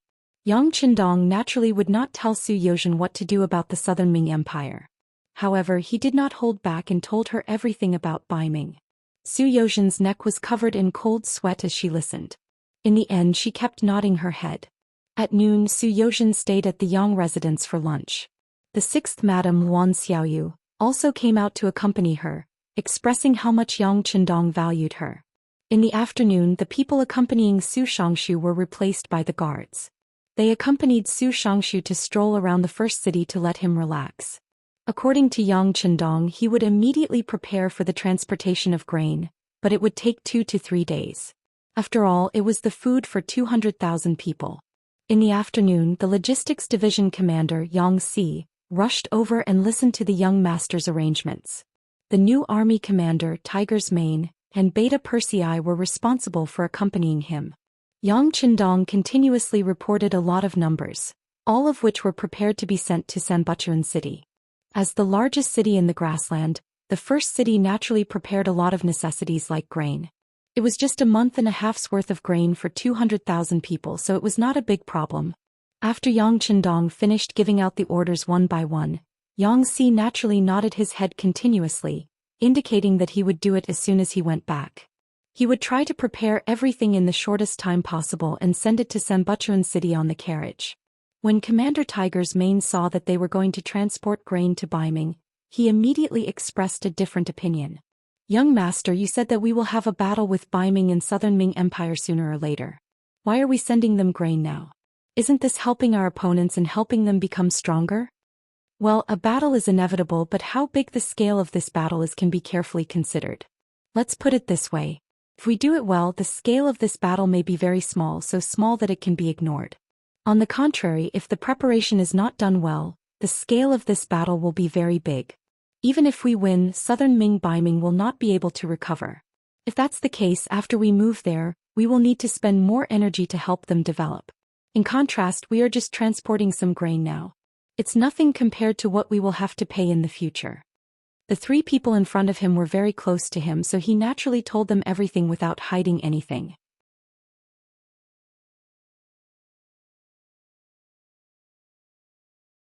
Chapter 973. Beta Persei and Yang Si just nodded without saying a word. In their eyes, any decision made by the young master was the right one. All they had to do was to obey. Tiger's Mane didn't nod immediately.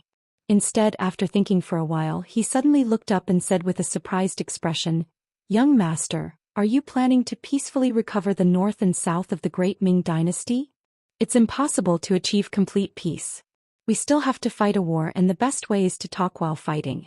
Of course, it's too early to say this.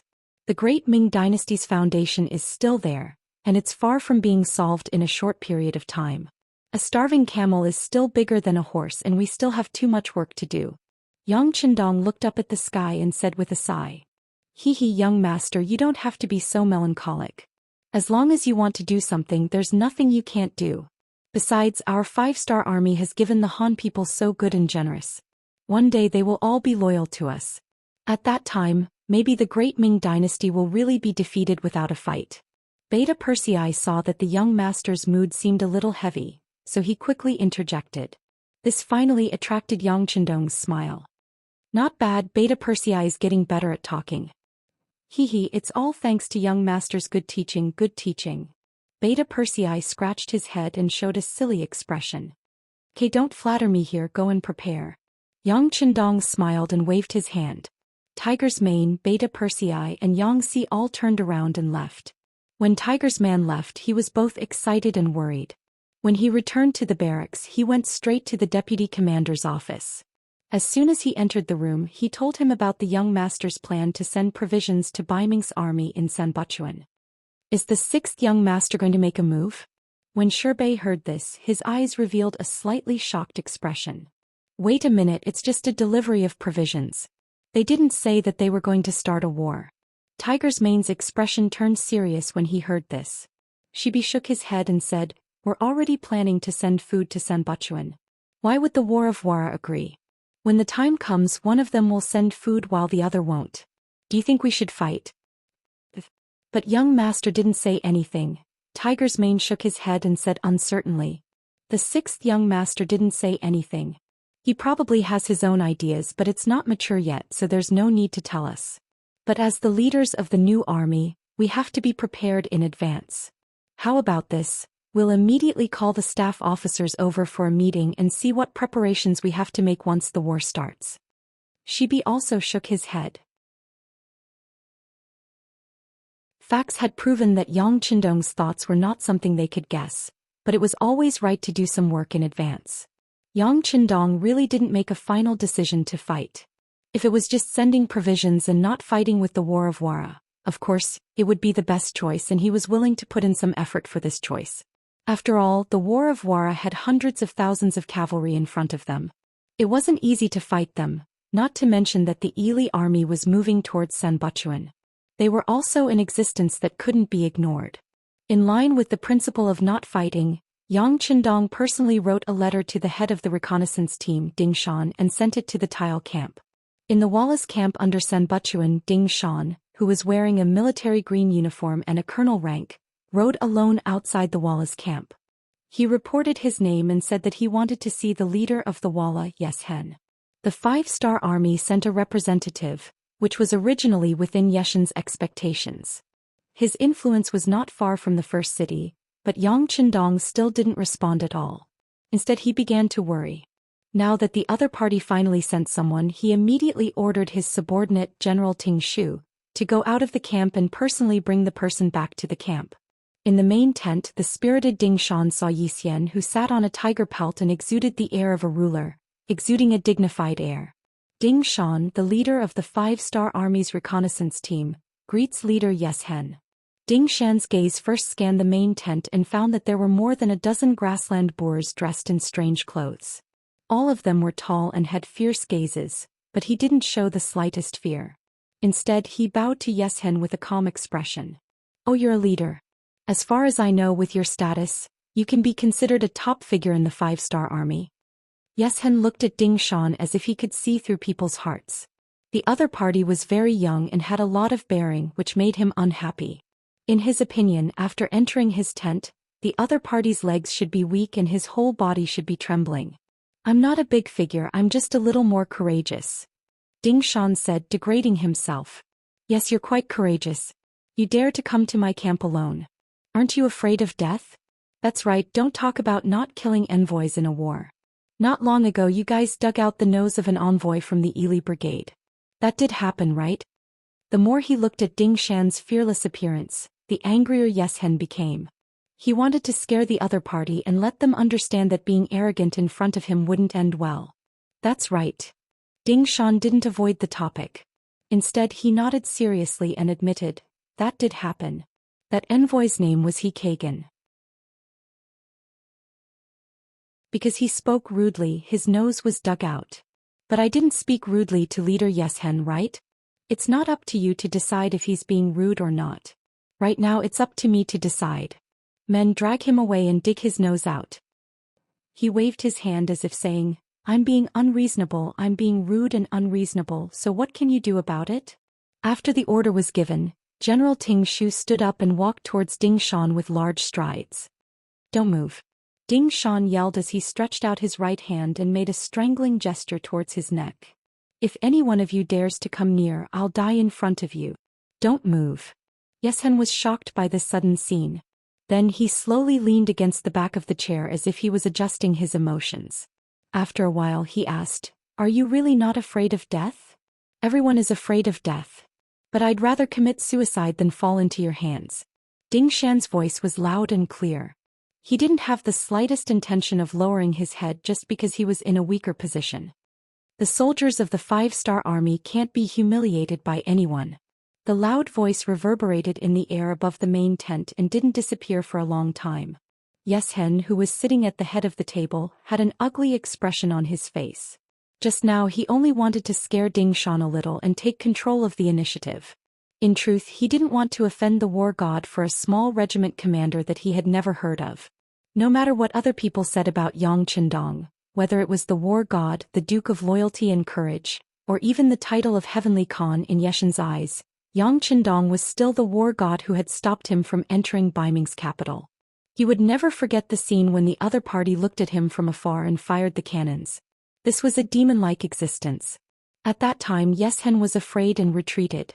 After so many years he originally thought that the young Yang Qindong who was shining brightly would fade into the crowd under the great Ming dynasty's system. After all, he was too young and too powerful, which didn't conform to the Han's doctrine of the mean. However, everything had developed beyond his expectations. After not seeing him for 6 years, the other party had already grown into someone who could face him head-on. Furthermore, the power he controlled wasn't weaker than his own. In fact, it was even stronger. Fine, even if he couldn't do anything to the war god, he could at least find some sense of victory by bullying the people under him. Who would have thought that the regiment commander who came would be so stubborn and would threaten him with death? This time he had lifted a rock and smashed it on his own foot. He was in a dilemma. His gaze landed on Ding Shan's face and he carefully scrutinized it. After confirming that the other party did not have any intention of joking with him, he waved his hand at Ting Shu with a stern face and told him to return to his original position. After doing all this, he looked at Ding Shan and said very seriously, Speak, why did the war god ask you to come find me? Ding Shan's right hand didn't move away from his neck. Instead, his left hand reached into his chest and took out a letter. With a flick of his wrist, the letter flew to the desk in front of Xianxia. This is a letter from our 6th young master to you. Read it and you'll understand. Reaching out to take the letter, he opened it and slowly read it. Xianxia's expression became somewhat ugly. The moment he put down the letter, he looked at Ding Shan and said angrily, The war god wants to send food to the Baiming army that I've surrounded? Yes. Ding Shan nodded heavily and said, The 6th young master doesn't want to become enemies with the Walla, so he notified you in advance. As for whether to fight or to make peace, that's up to you. Now that the letter has been delivered, if leader Xianxia doesn't object, this regiment commander will return to report to the 6th young master. We can't let him leave, this is simply a provocation to us. 2 other generals in the main tent stood up, their faces full of anger and murderous intent. They were one of the 4 generals that Xianxia relied on. He lay in Mutu. Over the years, the War of Wara had gradually become stronger under the leadership of Xianxia, and many outstanding generals had emerged. Among them, Bomu Ting Shu, he lay in Mutu, had the best performance. They were also known as Xianxia's 4 generals. This time there were 3 in the main tent, except for Bomu who was stationed in the chaotic well city in the Hitao region. Now all 3 of them stood up and said that they couldn't let Ding Shan leave. This person was simply here to issue a letter of challenge. If they let him leave, where would the War of Wara's face go? Facing the shouts of the 3 generals, Ding Shan's expression didn't change and his heart didn't skip a beat. When he received the mission this time, he was determined to die. Would a person who was even prepared to die be afraid of being threatened in front of him?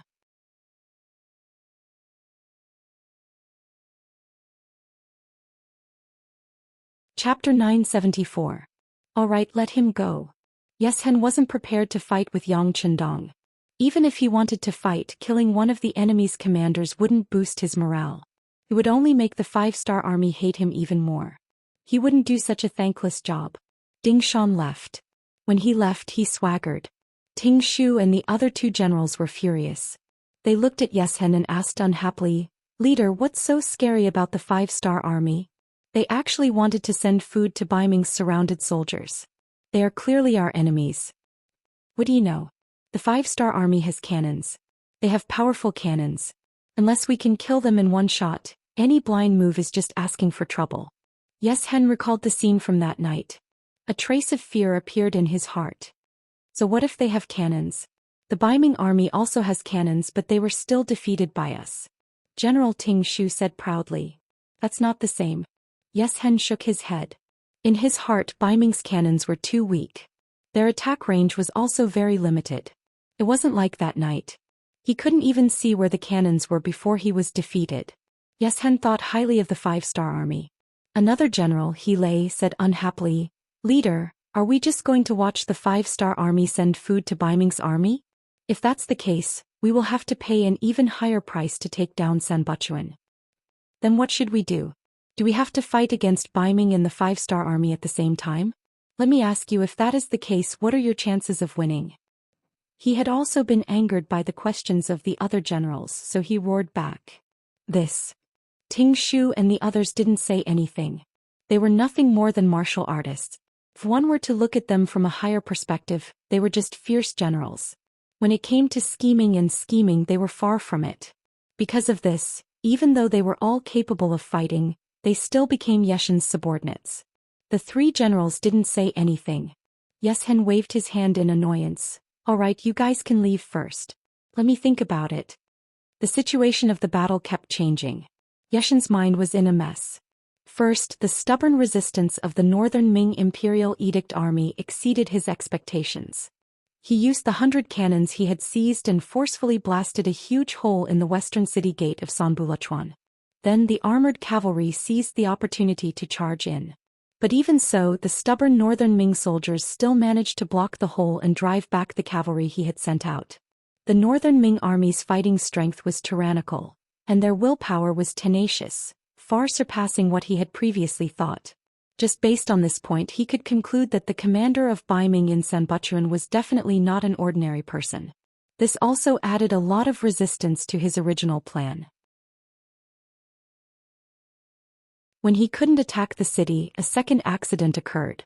The 5-star army actually wanted to interfere and send food to the Baiming army. This was to completely cut off his path to attack the city.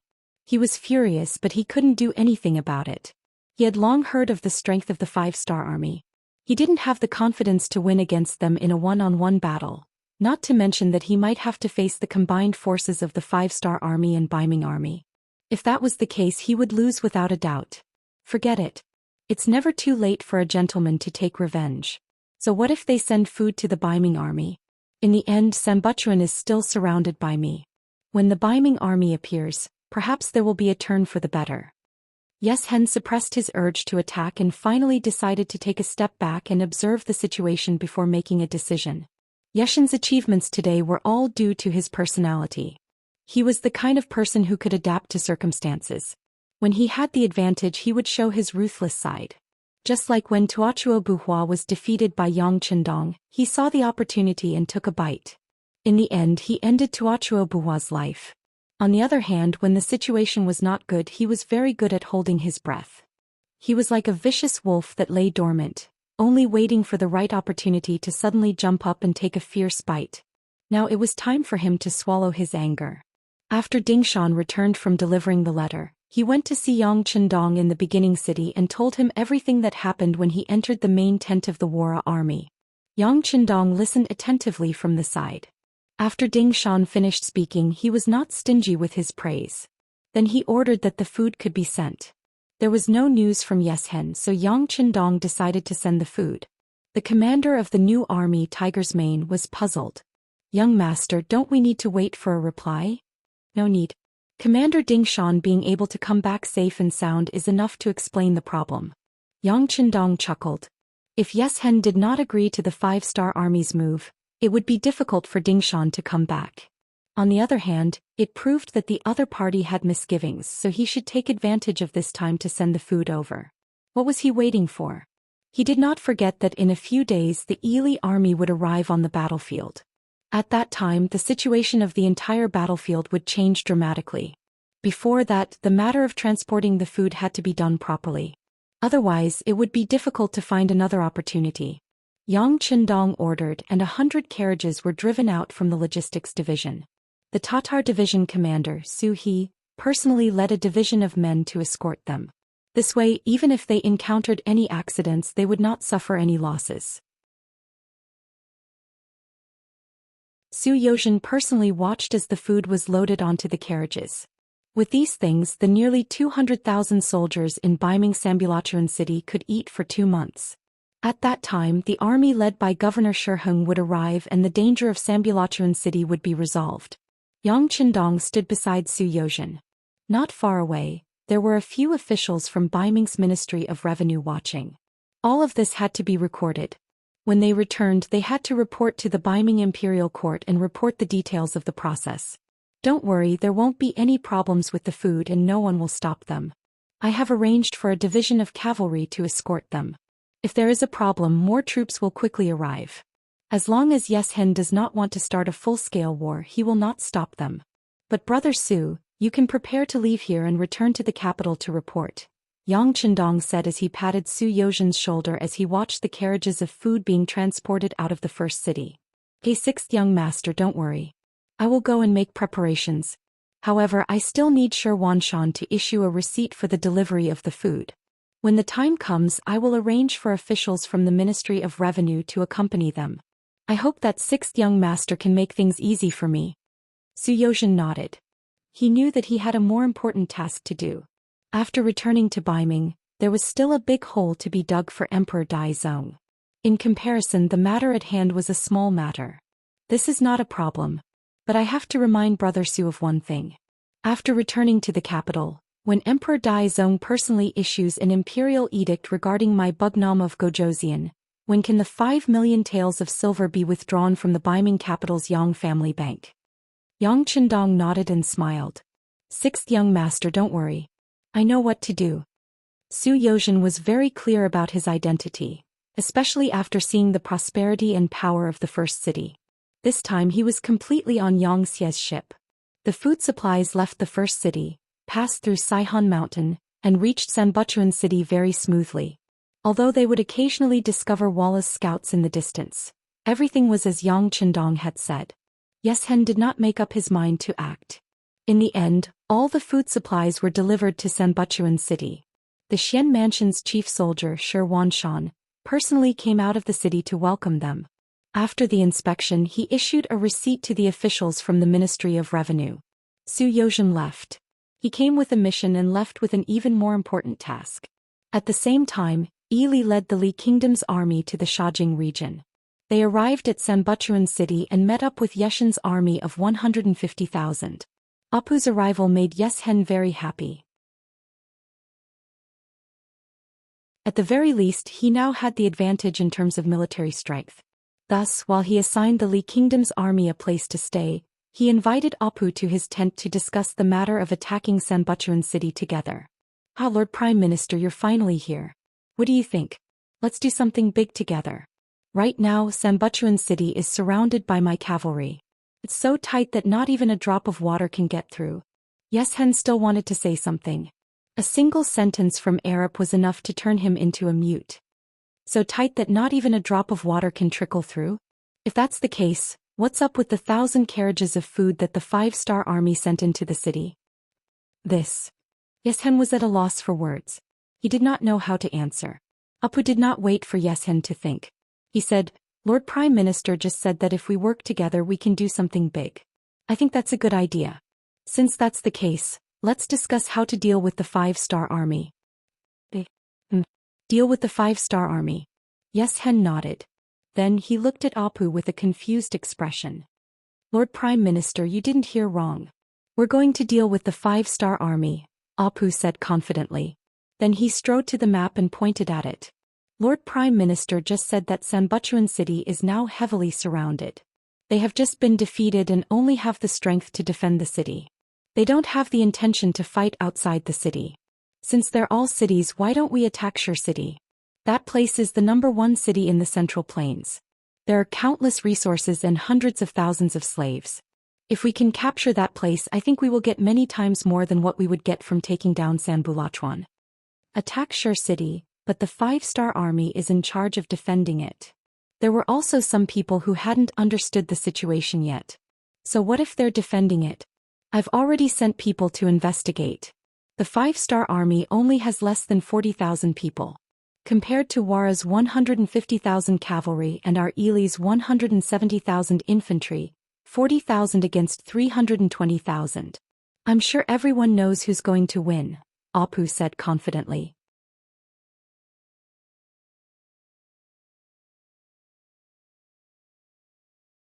Chapter 975. This was the decision he had made along the way, which was to take down the first city and inflict heavy losses on the 5-star army. If possible, capturing the Heavenly Khan alive would be the best thing to do. And he made such a decision not only because the Ili army suffered a loss at the hands of the 5-star army, but more importantly, he valued the value of the first city and the benefits he could obtain by taking it down. A true politician would never act on loyalty. Just like how a lip would not retaliate just because Kansa lost to the 5-star army. If it were not for the abundant resources and slaves in Origin City, he would have endured the humiliation. But since he could vent his anger and obtain even more benefits, why not? Faced with a lip's bold idea, Yeshin's desire was also aroused at this moment. He had to admit that he was afraid of the 5-star army, but he was full of yearning for the first city that had already been built and played its role. If possible, if he had to choose between Sanbuchuan City and the first city, he would not even hesitate and directly choose to attack the first city. But is this really going to work? Yeshen did not answer immediately and his eyes kept turning. Seeing this, Alip laughed and said, "Leader, I know what you are worried about. The 5-star army is indeed very powerful, but because of this, it is full of threats to us. If we can't defeat them with the advantage of a powerful force, then it will be even more difficult to defeat them in the future. And as long as we can take down Yang Chendong this time, there will be no one in the grassland who can threaten us. Tuachua Hua Khan is already dead and the Heavenly Khan is also dead. Let me ask you, who will be your opponent, Yeshen? At that time you will be the leader of the grassland. As your friend, we don't have any ambitions. We just want to snatch some silver and slaves back to the country to make the people's lives better. The Han people have a saying, if you don't look out for yourself, the heavens will destroy you. Since that's the case, why are you still hesitating? Take advantage of the fact that you just sold him a favor, invite Yang Chendong out and kill him. At that time, there will be no more demons in your heart, and you will become the one and only Heavenly Khan here." Apu's ability to bewitch people was very powerful. With just a few words, Yeshen's impetuous heart was moved. His face even turned a bit red. Clearly, the benefits of victory had deeply stimulated his heart. After a while, Yeshen's expression gradually returned to normal. Then he began to think about what kind of practical problems he would face if he did this. "Prime Minister, our military strength naturally has an advantage against the first city. However, once Baiming intervenes, they have nearly 200,000 troops and will still pose a threat to us. Please rest assured, Chief. On the way here, I have already sent someone to the capital of Baiming to deliver a letter and discuss this matter with their emperor. I believe that there will be news soon. At that time, this doubt will not be a problem. Perhaps the emperor of Baiming also wants to kill this loyal duke of the Great Ming that he can't control." Apu's face was full of confidence. Then we will follow the plan step by step. When the emperor of Baiming sends news, we will take action." Yeshen finally made up his mind. Although Yang Chendong had left him with too many shadows, now that their military strength was 8 times that of the enemy, what was there to fear? Good, then let's discuss the next plan." Seeing that Yeshen had finally made up his mind, Apu could not help but laugh with satisfaction. Baiming capital. The imperial envoy Su Yozhen had yet to return. In the rear hall of the imperial palace, Chief Eunuch Jin Ing had rushed to Zhu Qiu's chambers with an anxious expression. "What has caused you to be in such a panic?" Zhu Qiu walked out of the chambers of a recently concubine, his face filled with displeasure. He had originally wanted to spend some time with his beloved concubine, but now he had been disturbed. Presumably no one would be happy. At this moment, Jin Ing did not realize that he had disturbed a good time. On the contrary, he looked left and right.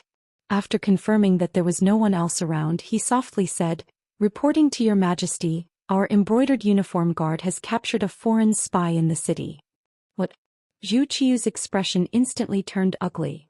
"The embroidered uniform guard has captured a spy and is about to report to us. Do you all have nothing better to do?" No. Knowing that he had misspoken, Jin Ing hurriedly corrected himself. "Your Majesty, this is no ordinary spy. This is a messenger sent by the Baiming Kingdom of Baiming. That person voluntarily allowed the embroidered uniform guard to discover him. He even brought a letter with him. Oh, here it is." Jin Ing carefully took out a letter from his bosom and respectfully presented it to Zhu Qiu. However, after a short while, Zhu Qiu's expression had become very grave after reading the letter. As if afraid that he had misunderstood, he picked up the letter and carefully read it again. Then he looked up at the sky and did not speak for a long time. Jin Ing, who had already read the letter, naturally knew the significance it represented. Seeing that the emperor had not spoken for a long time, he asked tentatively, "Your Majesty, how do you think we should reply? Who has read this letter?" Zhu Qiu did not answer the question directly. "Only this official has read it. The other embroidered uniform guard brothers are not of high enough rank," Jin Ing replied in a very certain tone. Us understands. Just pretend that us have not seen this letter. You can arrange for the messenger to leave as soon as possible." Zhu Qiu suddenly said this without rhyme or reason.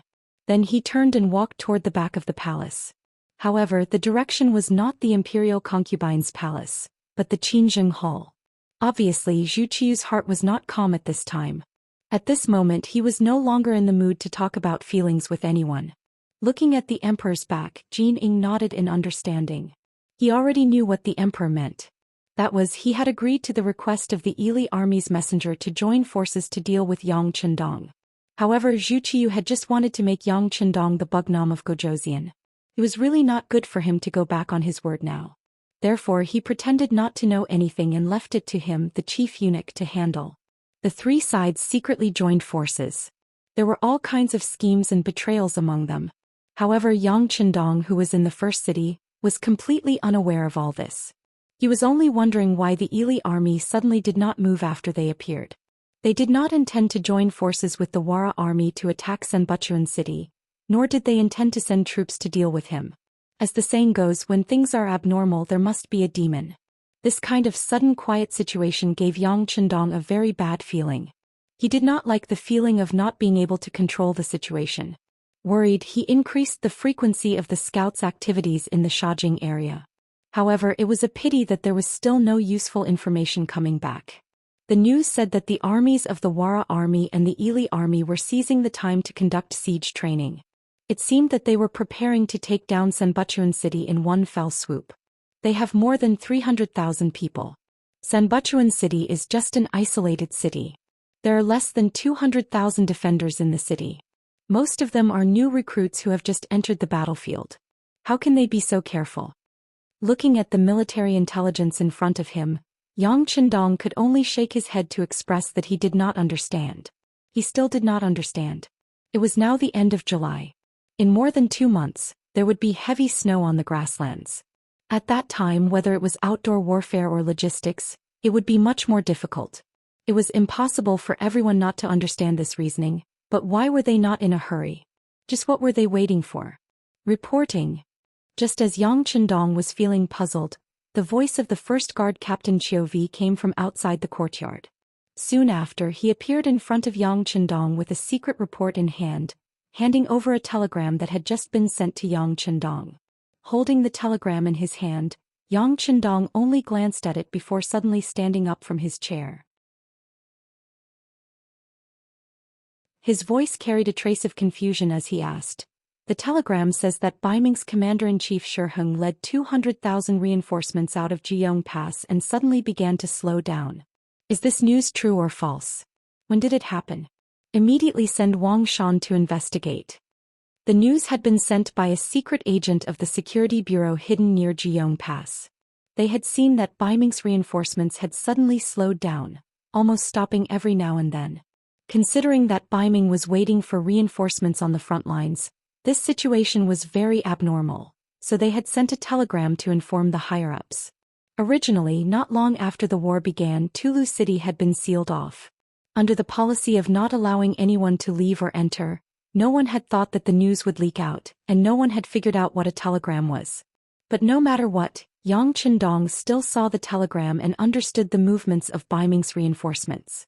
When he thought about how so much time had passed and how the allied forces of Walla and Ili had not attacked Sanbuchuan, instead, the scouts had sent news that they were constantly practicing the combination of cavalry and infantry when attacking the city. For a moment, Yang Qindong could not help but wonder if their target this time was not Sanbuchuan, but himself. This bold thought was just a fleeting thought, but it was accurately caught by Yang Qindong. What followed was a burst of shock and anger. Could it be that this bold thought was true? If this was the case, it was not impossible. After all, no matter how he looked at it, the benefits of taking down Shur City were far better than taking down Sanbuchuan. If all of this was true, then it proved that Walla, Ili and Baiming had joined forces? Someone go and invite Tiger's Mane, Shibi Yangxi and City Lord Yu Mian over. For such a big matter, even Yang Qindong could not make the right decision with just a telegram. He had to discuss it with others. You're tuning in to the Zhou Xian's Legacy YouTube channel. Don't forget to subscribe and join us on this journey to catch the most captivating stories.